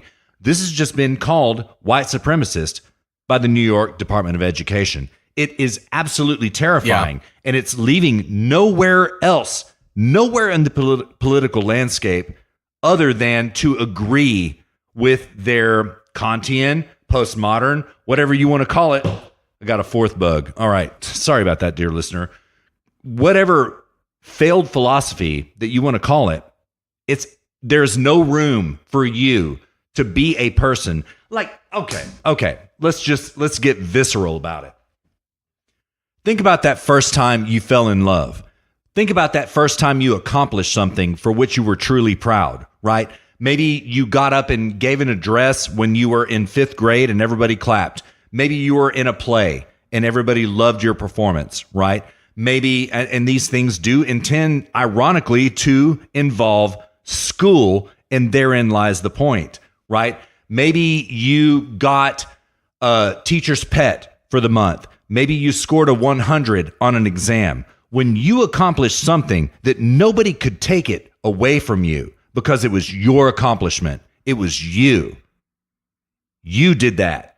And it more than likely was in school. I mean, if you're going to talk about it in terms of Freudian psychology, it was the first time you defecated. We're not even going there because Freud is a fool, an abject fool, right? So we're not even going to talk about any of that. I'm still proud of that sometimes, you know? Well, okay. Okay. Yeah. Okay. Hashtag me too. All right. We're going to delete that out of this. Actually, we'll probably keep it. But anyways, the first time that you accomplished something which is your own, when you bought that 1965 Mustang that nobody can take away from you because you worked for it. You worked for 5 summers and you bought this, right? The DOE in New York is saying all of that is invalid. Your individualism, your accomplishments. They're not saying it's invalid. They're saying it's white supremacy.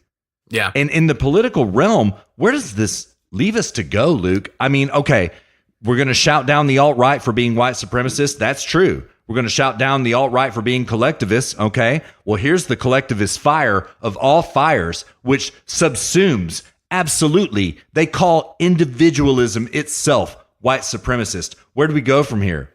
There's no backing up from this. And what is more terrifying to me, all of these experiences, which I just detailed, more than likely, those experiences for you, dear listener, happened when you were in school. Now, you can't accomplish these things in school anymore without being white supremacist. Where do we go? Where do we go from here? Charter schools. I mean, yeah. That's why they're trying to destroy them. Homeschools. Yeah. Homeschool. Dude, I'm not sending my kids to, like, I mean, if and when I don't blame you when for we a have minute, kids, man. they're not getting anywhere near a public school. I don't blame you for a minute. They'll go to German schools, or ideally I'll homeschool them. But yeah. Yeah. But yeah, my kids are not going anywhere near a public school in the United States. I don't blame you for a minute. It's going to be like reverse pedophile rule. I'm going to tell my kids they're not allowed to go within 500 feet of public schools. Indeed, sir. Good. I mean, It's just, they're just evil, dude. Like, it's just. That is evil. It's pure evil. I mean, again, like, I thought that public schools were really, really bad when I came to Europe. And my opinion has changed on that. I think the European school system is actually far, far worse than the United States school system. But, you have things like this. And I had a teacher try to accuse me of being a narcissist when I was in like 7th grade. It's like, What are you doing accusing a 7th grader of being a narcissist? It's like everybody in 7th grade is a narcissist, and straight up. And most 7th graders don't even know what that means, but, I don't know. Like, public school system in the United States, if there is any one thing that we should be trying to do in the United States, it's completely and totally abolish the public school system. Get rid of it entirely. That's exactly what our boy says in San Francisco, who Nate knows. And Luke and Nate and I and our boy used to hang out all the time, but we're not going to dox him in these hallowed halls because he refuses that. Right. But that was his premise back in 2008. And I used to push back on him all the time. And man, as of about 4 years ago, I couldn't agree with him more. And now after I see this nonsense coming out of New York, I want to double down on that, dude. Yeah, just totally. Kill it. And like the fact that's that, the reason for your property taxes right there is this bullshit right here is the reason you pay property taxes. I mean, there's there's a reason they want to, Bernie Sanders and these other people, they're making a big assault on charter schools right now. Like Bernie Sanders is coming out like, we need to get rid of charter schools. They're racist, because they don't accept, blah, blah, blah, blah, blah. Like, there's a reason, because they need to brainwash people from a young age. I mean, my God, it took me 10 years after school to think my way out of all of the crap that I had absorbed. It took me a long time to think my way out of all that. Me too, sir. Like, most people shouldn't even be in school beyond a certain age. Like in Germany, most people don't go to school beyond 15. True. I mean, the vast majority of the population has a education through 8th grade, freshman year in high school. That's it. Yeah. Did you know that Andrew Breitbart always said that? He went to Tulane, I believe, if I'm not mistaken, and he said it took him 10 years to unlearn the brainwashing that he took in Tulane. Yeah. That's a Southern school, man. And I mean, like, this is what's really terrifying about this, Luke, is that this used to exist only in the academy. Now we're talking about elementary school, bro. Public elementary school.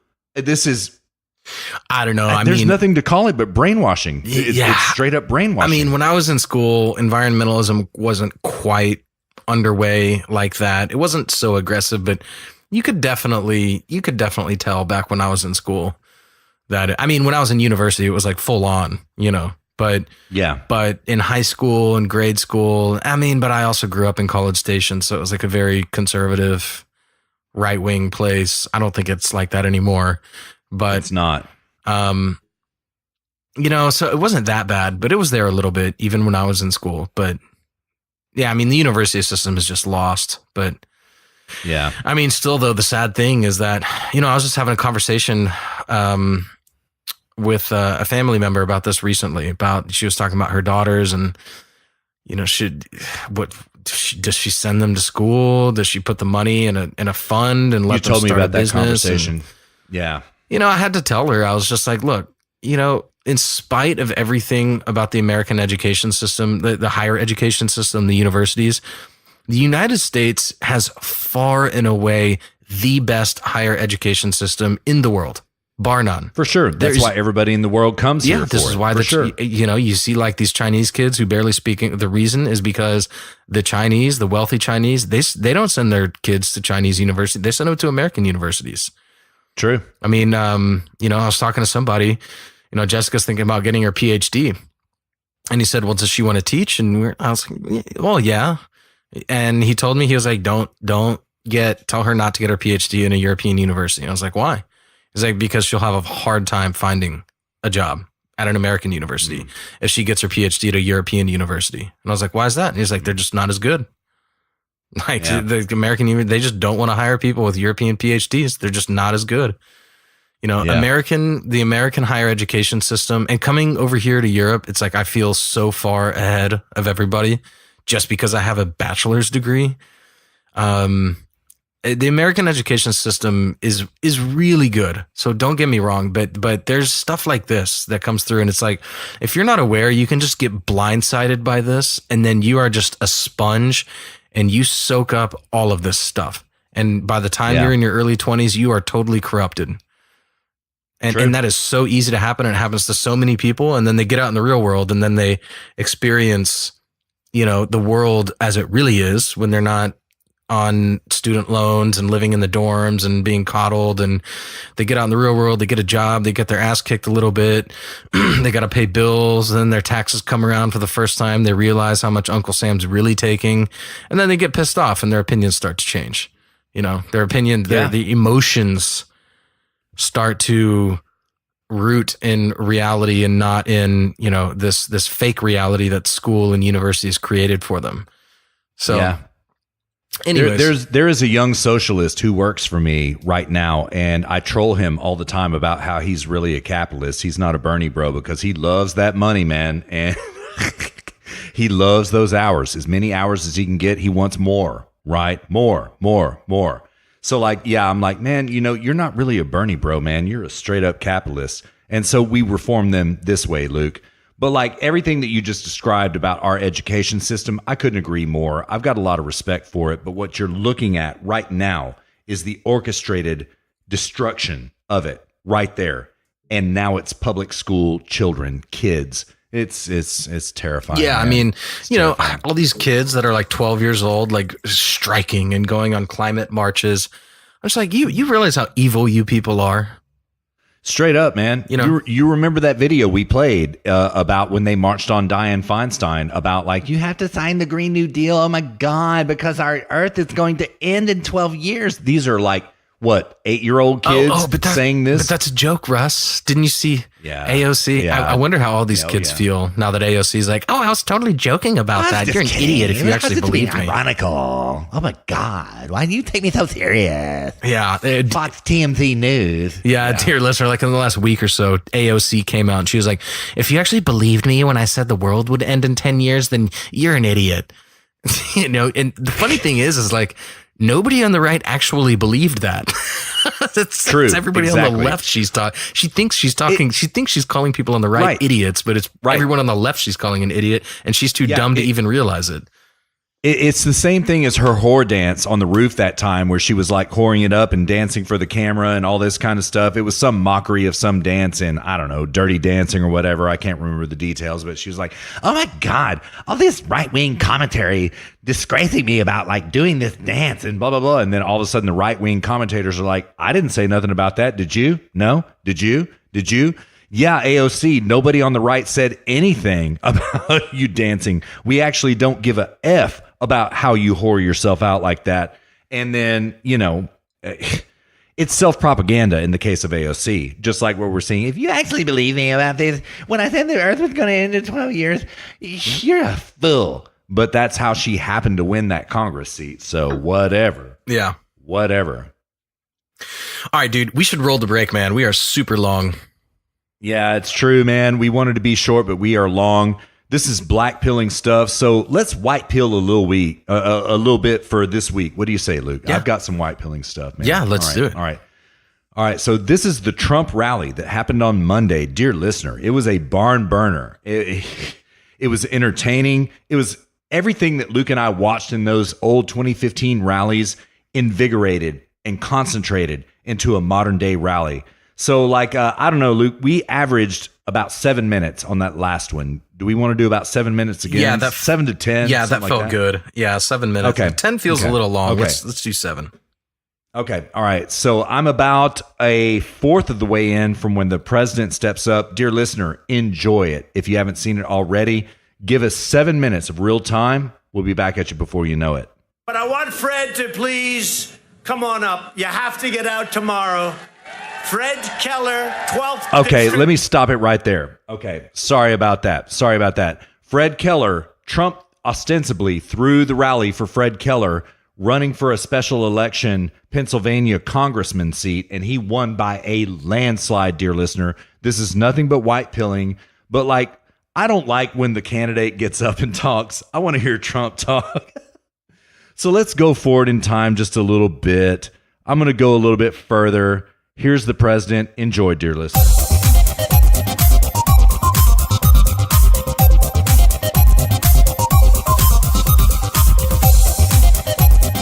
Had it before where somebody comes, when we campaign for people, they win.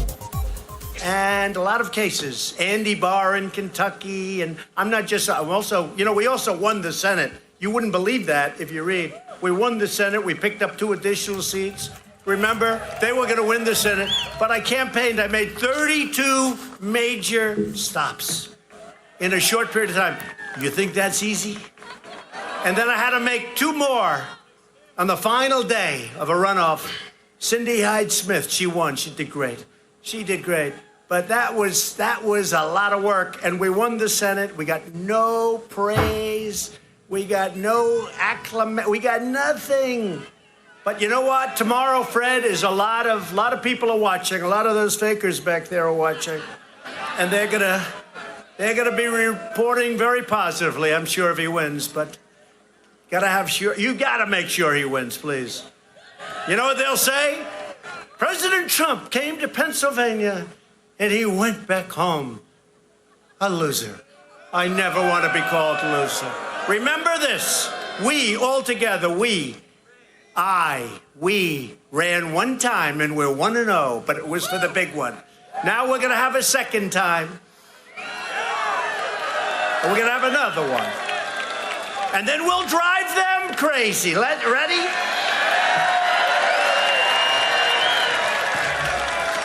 And maybe if we really like it a lot, and if things keep going like they're going, we'll go and we'll do what we have to do. We'll do a 3 and a 4 and a 5. Watch. They'll have tomorrow. We knew I don't want to say. Now we're going to have another one, and it's going to be great. And, one of the things we're talking about, the greatest probably, I think, political slogan of all time is what you have on your hats: Make America Great Again. But now, our military is so powerful. We're taking on countries in trade that the Democrats and Republicans didn't do anything about, in all fairness. For years and years, China and so many other countries, I don't want to embarrass, because frankly, a lot of them are great people, but they don't understand how they got away with it either. But we have to make a decision soon. Do we keep our logo? Do we keep our slogan, Make America Great Again? Or it's very risky. Changing the most successful slogan has to be. They think that was one of the greatest elections of all time. And now we're taking the slogan or the logo from that election and possibly changing it. But we've had 101 or 102 all-time high stock markets, record stock markets. We have just about the best unemployment in history, including the absolute best for African American, Asian, as you know, and Hispanic. So we have all of these records that we've been setting. Our military is strong. Our Second Amendment is good. Everything's good. So do we make America Great Again? And we're going to go with cheers here, one way or the other. Or do we make it keep America great. Because you have look, you know this, you have some of these socialist wackos. They want to double and triple your taxes, and that won't come close to paying for it. They want to knock down all buildings in Manhattan and rebuild them without windows. You know about that, right? Let's rebuild them. Glass is no good. We don't want windows. I used to love the view, but I think we'll all be forced to close up windows.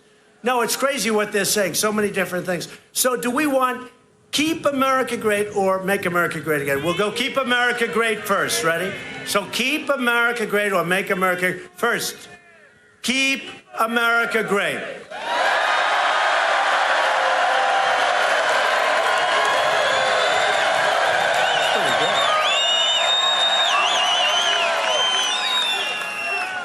Now, it's very hard to leave something that was so successful. I've had people say, even though it's not spot on, because in theory, we've made America great again. We certainly will by the time of the election. But you look at the numbers, but it's so good. It's very hard to take an expression and say, let's change it. So let me have it for make America great again. So now we go, ready? Keep America great.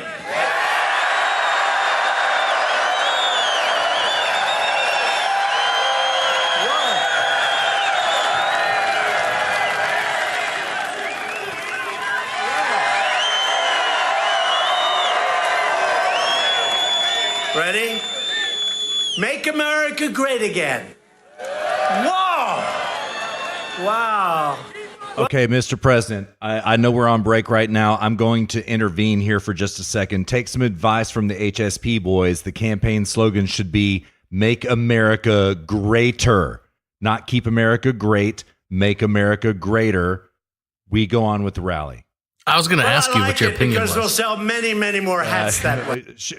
Let's just bail on this. Yeah. I mean, yeah. I mean, I'm broke. I've refreshed Bevs. Yeah, Make America Greater is what I think. Yeah. Yeah, I don't like Keep America Great. And I don't really like it. And I don't really like Make America Great Again either. Oh, but you did back in the day, bro. You did. No, for the second term. Oh, yeah. Make America Greater. Yeah, I think that's the best one of the three. Yeah. Mr. President, we know you listen to the show. Make America Greater. Maybe just Make America Greater. What about Lock Her Up? Oh, that's not bad. That's not bad, man. Good. All right, dude. Well, we gotta power through this last segment. Yeah, we do. Indeed. So we've got some hit and quits, and we've got a grab bag special, which we are really looking forward to, man. And this is going to interrupt. We're breaking new territory, man. There's going to be no break audio for this break coming back in, right? We just slammed into it, right? So this is a new format a little bit. Yeah, it's all good. Which is good, man. Change is good. Yeah. All right, so what you got? Yeah, man? I mean, I only have one little hit and quit, which is there.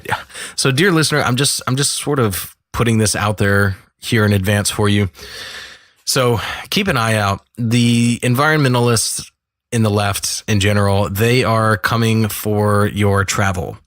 I've seen several articles. I did a little bit of research earlier today. These articles started popping up last fall. They seem to have found a new life in January. And then this month, I've seen like 5 articles and then a couple of references and movies and TV shows all around how the carbon footprint around travel. So all and it's really airplanes. Air travel is really what they're after. So minimizing air travel. I would expect regulations to come through, which would make air travel more expensive. Try and inhibit your ability to travel by air, which is truly disgusting. evil. Yeah, truly evil. I mean, some people, they need to travel by air. These people are out to destroy the good life, the ability to travel, to see the world, to, just to live the good life. They want to destroy it. They do not like it. They want you living at home on a farm, being an agrarian, living the agrarian lifestyle without electricity or oil-based products, not traveling anywhere. They want you living like we did 300 years ago, 400 years ago. Yep. And, or not living at all. Ideally, not even exist. That would be the most ideal scenario. But if you are going to exist, well, just try to keep it to a couple of acres, Yeah. And so anyways, just keep an eye on it. I'm not going to go into a bunch of details and cite a bunch of articles, but just keep your antennae aware. And I bet you that in 6 months to a year, you will begin to see lots of propaganda coming around about air travel and how you need to minimize this and so on and so forth. So that's it. Yeah. Well, Luke red-pilled me about this. He mentioned it and I was like, I think I've seen that before. And then I did the collateral research with Luke and it turns out it's true. And Luke, I could not agree more. Very salient. Yeah. Very salient. When I decided to throw this into the show I was Big Bang Theory, Jessica and I watched that show, and Kelly Cuomo, who's the blonde girl on that show, she's doing another, like one of the shows she's about to do is a reality TV show, which is a competition of who can travel across the travel across the United States. And who can use the least carbon, like who can have the lowest carbon footprint while traveling across the United. It's a competition reality TV show about who can have the lowest carbon footprint. Man. And I was just like, my God, that's it. Like I stumbled across a few articles and then I saw that and I was like, okay, they're going all out. Movies, TV, articles. It is a war on travel now. The left is waging. Yeah. Yeah. Which is rather ironic because they will not give up their private jets for a minute. Right. They want to move freely. Yeah. They want us subjugated to not be able to move. No, that's it. How are you supposed to eat, pray, love,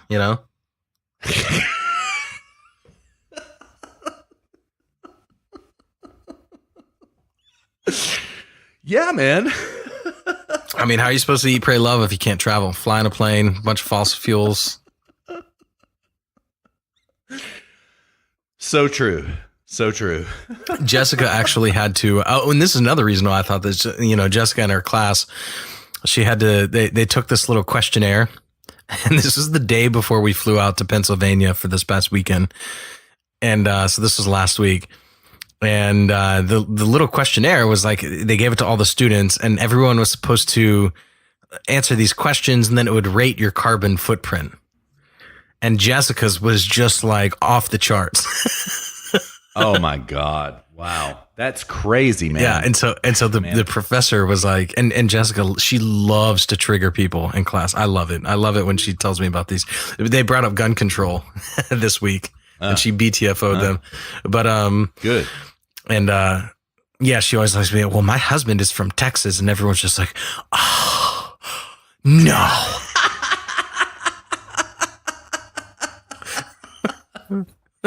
Good, man. Good. So she, the professor was like, wow, your carbon footprint is pretty high relative to everyone else. She was like, well, yeah. And he was like, so you gonna try? Do you want to try to minimize that, or do you care? And she's like, no, I'm flying to New York tomorrow. And she was like, I'll send you, if you want me to send you a card, I will. I mean, she was like, of course, maybe I could just bring the card back with me, so to save carbon footprint, so it doesn't get carried over on a plane. Exactly. Yeah. Oh man, I hadn't even thought about that, but this does apply to shipping and international mail as well. Oh, totally. It applies to everything. Amazon, shipping, international mail, pen pal. I mean, everything. Like all of this stuff is integrated. Yeah, absolutely. Yeah. All of your products, everything getting shipped back and forth from other countries, being manufactured in other countries, goods being shipped, everything goes up in price. When it's not just human locomotion. That's not what we're talking about. We're talking about literally all locomotion. Right. So disgusting, man. Evil. Oh yeah, totally. Evil. Yeah. Yeah. And it's just a question of how much pain are people willing to bear before they hashtag walk away. Yeah, exactly so. Yeah. All right, dude. What do you got? And then let's move on to grab bag special. Oh, wait. I have one more. Yeah, it just occurred to me that we're bots right now, which is really crazy, man. We should have saved this for bots, thoughts, and drops, but like we're bots on the flagship show once again. I love it, man. I love it. People love bots back in the day, but these are bots right now, dear listener. These hits and clips. How did I get roped? How did I get roped back into bots?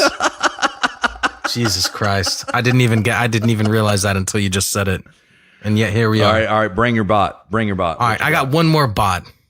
And Theresa May resigned. She's resigning on. Oh yeah, this is huge. Yeah, June 7th, and there's a big right-wing push all throughout the world. I think that Brexit is going to go through even harder. Australia, Russ, you had mentioned on our pre-show call that the right had a big win in Australia. I know the energy sector in Australia had a big win in the last week or two.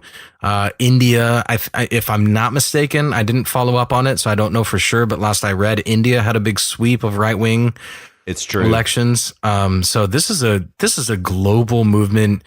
I think people are really getting sick and tired of their lives being made unnecessarily difficult, and it is fantastic. Now, the job Russ and I are playing here is to try to, the right wing movement, as it were, is sort of just bouncing off the walls, and Russ and I are trying to close the walls in and make sure that's toward freedom and liberty and individual rights, and not toward great point, sir. Not toward some destructive end. So we're generally white pilled on this sort of thing, but we need to make sure it's in the right direction. Yes. So, anyways, that's it for my my hit and quits. All right. Not bots. All right. So my hit and quits. Yeah. Yeah. We'll do the business on bots. My hit and quit is, all right, what do we say about judicial injunctions? Dear listener, I got to tell you something. This dropped on Wednesday this past week. It's an article from the Daily Caller. I'm going to take it from the lead. It goes thus. Attorney God-tier General William Barr condemned the rise of nationwide injunctions Tuesday, saying such sweeping orders undermine the rule of law. Nationwide injunctions prohibit the federal government from enforcing a particular law or policy across the entire country. Progressive cause lawyering groups have used such injunctions to stymie a wide variety of Trump priority policies. Quote, this is from William Barr. Since President Trump took office, federal district courts have issued 37 nationwide injunctions against the executive branch. That's more than 1 month. Continuing the quote, according to the DOJ's best estimates, courts issued only 27 nationwide injunctions in all of the 20th century. Stop and consider that for a moment. Why are they going against judicial injunctions, right? 37 against Trump in 2 years, 27 in the entire 20th century. It's despicable. Judicial injunctions going down. They're just waiting for the opportunity to sue about it. It is glorious in our eyes. I mean, welcome to the end of travel bans, wall building, all of this kind of stuff. Defense of our own country. Welcome to the end of this. We're looking at it right now. This is nothing but white pilling, man. Good stuff. Man, Luke, what do you think? 37 against Trump in 2 years, 27 against every president in the 20th century, in the 1900s. What do you think about that? Well, should have been a little bit more patient with that. Yeah, exactly. That's a great point, man. Trying to move the Overton window and the ball too far forward, like Obama used to be able to do. He always moved the ball forward. Always. They became impatient. That's a great point. All right, we GBS. Oh, yeah, wonderful. Oh, awesome. Let's do it. Yeah. I was worried. I was like, all right. God, how many more? Yeah, no, that's awesome. It. That's all I got. Wait. I have a correction. I have to correct myself. Dang. Are you serious, man? What did you F up? Well, last episode I had mentioned twice. I know at least one of them. I meant to say either 19th century or 1800s, and I said 1900s. Okay. All right. That's cool. And That's it was cool. with respect to private healthcare concerns, private healthcare charities. Yeah. And I was listening to it. I was like, oh God. Yeah. So anyways, that's it. I remember I think that drops our accuracy rating down to about 98.9. Nah, 99. You think so? Okay. 99. All right. Fair enough. 99. Yeah. That's not bad at all, man. We misspeak all the time, man.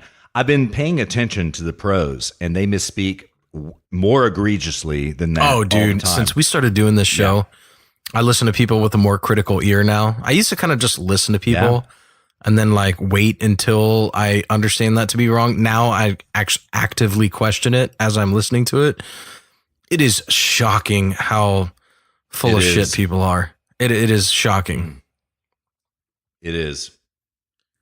Yeah. I mean, all over the spectrum, right, left. It's just shock. It's amazing. Yeah. And how they just get away with it, funny. like, flagrantly. Yeah, totally. And I beat myself up about like, damn it, I said Clapper when I meant to say Comey and all this kind of stuff. And then you hear like the pros, which Luke and I are pros. Don't get me wrong. I'm not saying we're not, but they do it too. But like Luke is talking about a more fundamental thing, not like slip of the tongue accidents. He's talking about ideological slip ups. Oh yeah, just things like oh God, like major stuff like the foundation of Western philosophy is rooted in the Enlightenment. Well, yeah, or they'll say something absurd like, and I'm just throwing this out there. I haven't heard anybody actually say this. I'm just it could be something this ridiculous. Be like, well, actually, most of Westerns, you could be in a rational, you'd be listening to a podcast or something, and they're talking about like what are the foundations of Western philosophy, which it's Greeks, the Greek philosophers, right? Indeed, always. The Enlightenment was really like the Enlightenment was really like modern for that time. Modern intellectuals like really everybody always knew about Aristotle. They really just like sort of discovered the rest of the Greeks. Right. Actually, it could be Plato. Oh God, here I am speculating. Well, it was Plato. Yeah. So like. And then they're like, oh my God, there's like all this writing and stuff we didn't know about. But whatever. I mean, but it could be you're listening to a podcast and they're like, well, a lot of Western philosophy is actually rooted in Buddhism. And then like the other person that's like either interviewing or being interviewed, they're like, oh, really? I didn't know that. Tell me more. Oh yeah. There was one guy who's a Buddhist philosopher and, he moved to Greece in the year 995 and wrote a couple books and, this was 995 BC and, it was lost, but yeah, I mean, that really informed a lot of, oh, wow. And then like, that person that heard that will then like be on another podcast later and be like, yeah, totally. No, like, I know the Greeks found it, but really it was the Buddhists that were at the root of Western philosophy. And it gets totally turned into something completely wrong. And this is like how these things happen. Indeed. And you just have to be don't take us for our word. If you think we're like, I would love it. I would love it if somebody wrote me and be like, Luke, you are totally and completely wrong on this. I'd be like, oh man, thank you. Like, I don't want to be wrong. I want to be right. And, but I try to be as much as I can, but I know for sure there are things that I say probably every episode that is not 100% accurate. I mean, you just can't believe everything everybody's just because somebody has a podcast doesn't mean they're like the smartest person in the world and they know what they're talking about. Because most people are complete morons. True. And Luke and I even slip up from time to time, not so often, if I may say, which I do, but we do. We slip up and we want you to call us out on it, dear listener. We hold you accountable to call us out. Yeah, totally. Yeah, I mean, there's times when like I might say something or Russ might say something that's not 100% true, and like the other one of us doesn't stop them and correct them. I think that's usually more a matter of prudence. Like we're trying to move the show along. Yeah, the show must go on. But if it's like something egregious, it's like, all right, dude, like hold on, we gotta correct ourselves here. We're not afraid to do that. To our credit, I would say. Yeah. All right, dude, let's do this grab bag special. Which you do. All right. Let me do this grab bag special. It was your idea. I didn't even know about this rally, but Bernie Sanders threw a rally in Alabama this week. He launched his revolution in Alabama. A whole 200 people were there. I happen to be 20 points down below Joe Biden right now, but it doesn't matter because our ideas will win. We're going to overthrow this country. We're going to overthrow the United States of America. And that's about all I got, man. So so we're doing the Bernie rally in Alabama, of all places. He came to Fort Worth 2 weeks ago, Luke. Did you know that? He was in Fort Worth. No kidding. Yeah. It was well attended. It was well attended, but it was a large crowd of, about 35 individuals standing in the park by the city Pretty park much. with the pond. There's a large group of ducks watching as well, with children throwing bread. Pretty much. I mean, man, this is why I love our president, man. He has got this rally idea locked down, man. I mean, like from the very beginning days, Luke, you and I would watch these rallies on Saturdays, drink beer, watch, laugh, right? And there would be thousands of people there. And this idea persists to this day because it's a great show. And it is an encouragement of your peers. It's not a sermon like what I suspect Bernie Sanders is going to give right here. That's a good way to put it. It is fellow encouragement of your peers. Yeah. So I've not watched this rally yet. I've not watched it, but we'll find out what it is. And oh my God, I can't wait. I mean, he's got about, let's call it this way, dear listener. I would say about, what would you call it, Luke? 1,000 to 2,000, something like that. Dude, I literally, in the video, I saw 20 people. Oh, okay. I mean, but that was the people standing behind him, Yeah, okay. It's a little bit more than that. I'm going to call it, they don't turn the camera around like they do at the Trump rallies. So I'm going to say, let me go out on a limb and say it's about 500, right? And they're rowdy, they're loud and all that kind of stuff. But nonetheless, this spirit with which to which I attest is man, Trump in Pennsylvania had 14,000 there, something like that. He's not even declared his candidacy for president yet. And 12 to 14,000 people show up in Pennsylvania. Man, dude, Jessica and I were going to go to that, but we found out too late. You know what? I was thinking that when you said y'all went to Pennsylvania, but I knew you. Right before we left, I was like, "Oh my God, Trump!" But he announces his rallies so late, yeah, he has to for security reasons. Yeah, we had secured a hotel back in Manhattan, on Sunday night already, so we had to drive back. But Jessica, she was just like, "Oh, we should totally go," and we were totally going to, but unfortunately, it just wasn't in the cards. Yeah. It was too late. Cucked by the Secret Service, man. It's really unfortunate. I know, man. It truly is. Yeah. All right, I got 2 drops in me, man. So I would be fine with 1, to be honest with you. Oh, okay. Okay, so call it, bro. All right. So he appears to lurk up to the stage at about 37:56, right? Let's do minute 50. 50. All right. All right. This should be good. All right. Here it comes. Minute 50 even. All right. Let's ready? do it. It means that we will not allow the top 1% to own more wealth than the bottom 92%. And at a time in Vermont and in Alabama and in every state in this country, we got working people working 2 or 3 jobs in order to take care of their families. We will not allow 49% This is too easy. I know. of all new income to go to the top 1%. We are fighting for an economy that works for all of us, that works for our children, that works for our grandparents, that works for working people. Good God. And the American people are sick bro. and tired of the greed we are seeing at the top of the economic ladder.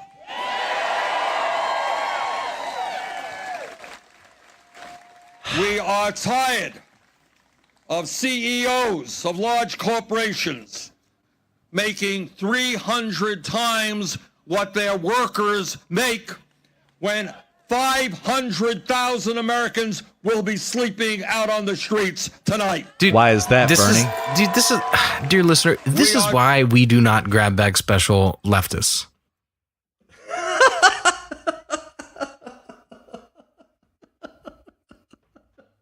True. They're too dumb. True. They're too dishonest.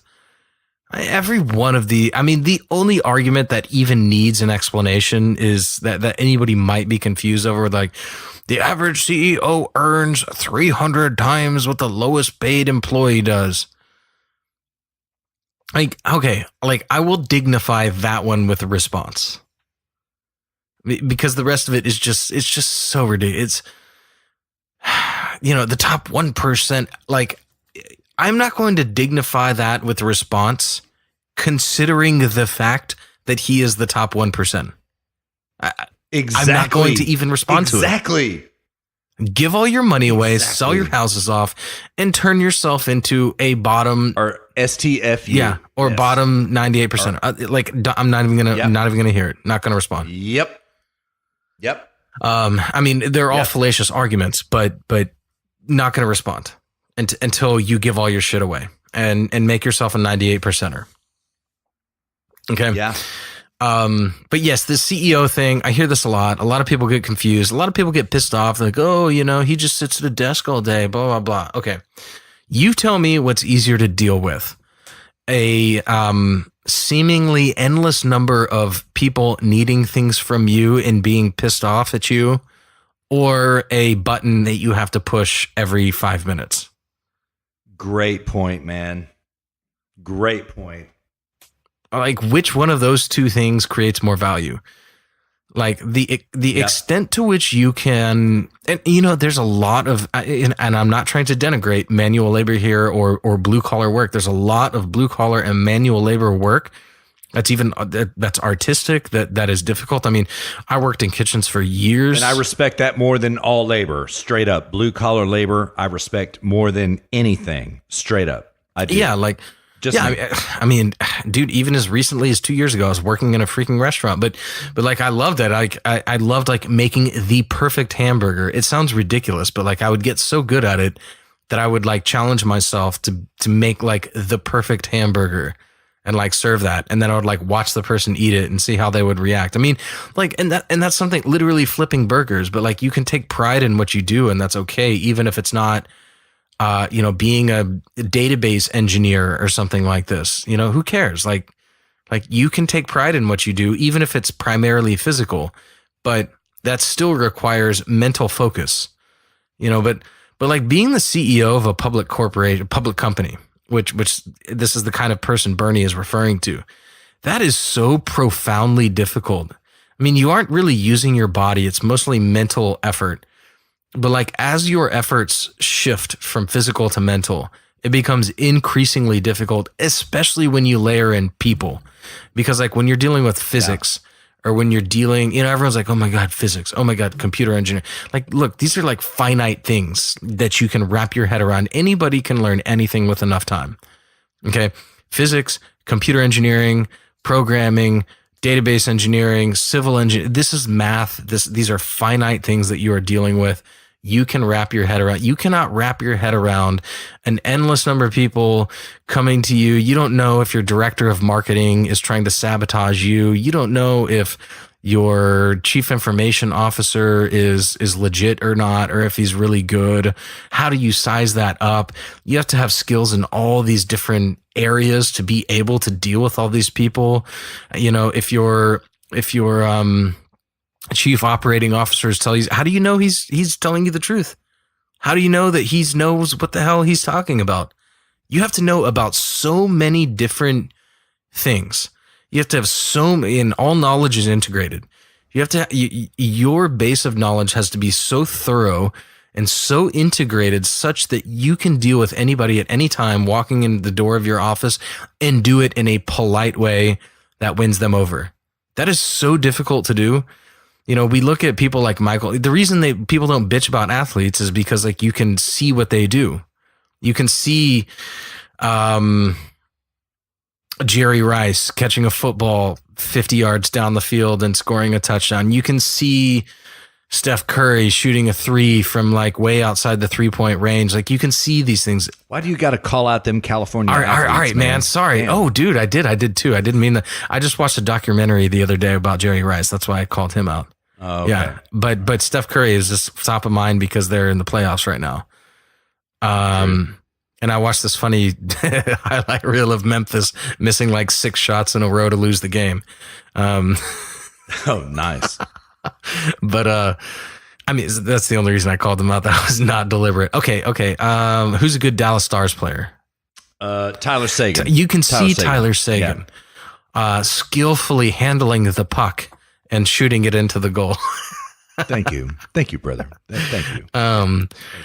Yeah, I mean, but you can see these things. They're tangible. You can see it. It's observable. You can't see what a CEO. I mean, even if you sat in his office all day and watched him talk to people, you'd be like, oh, he has conversations with people, but it's nuanced. It's difficult. There's context.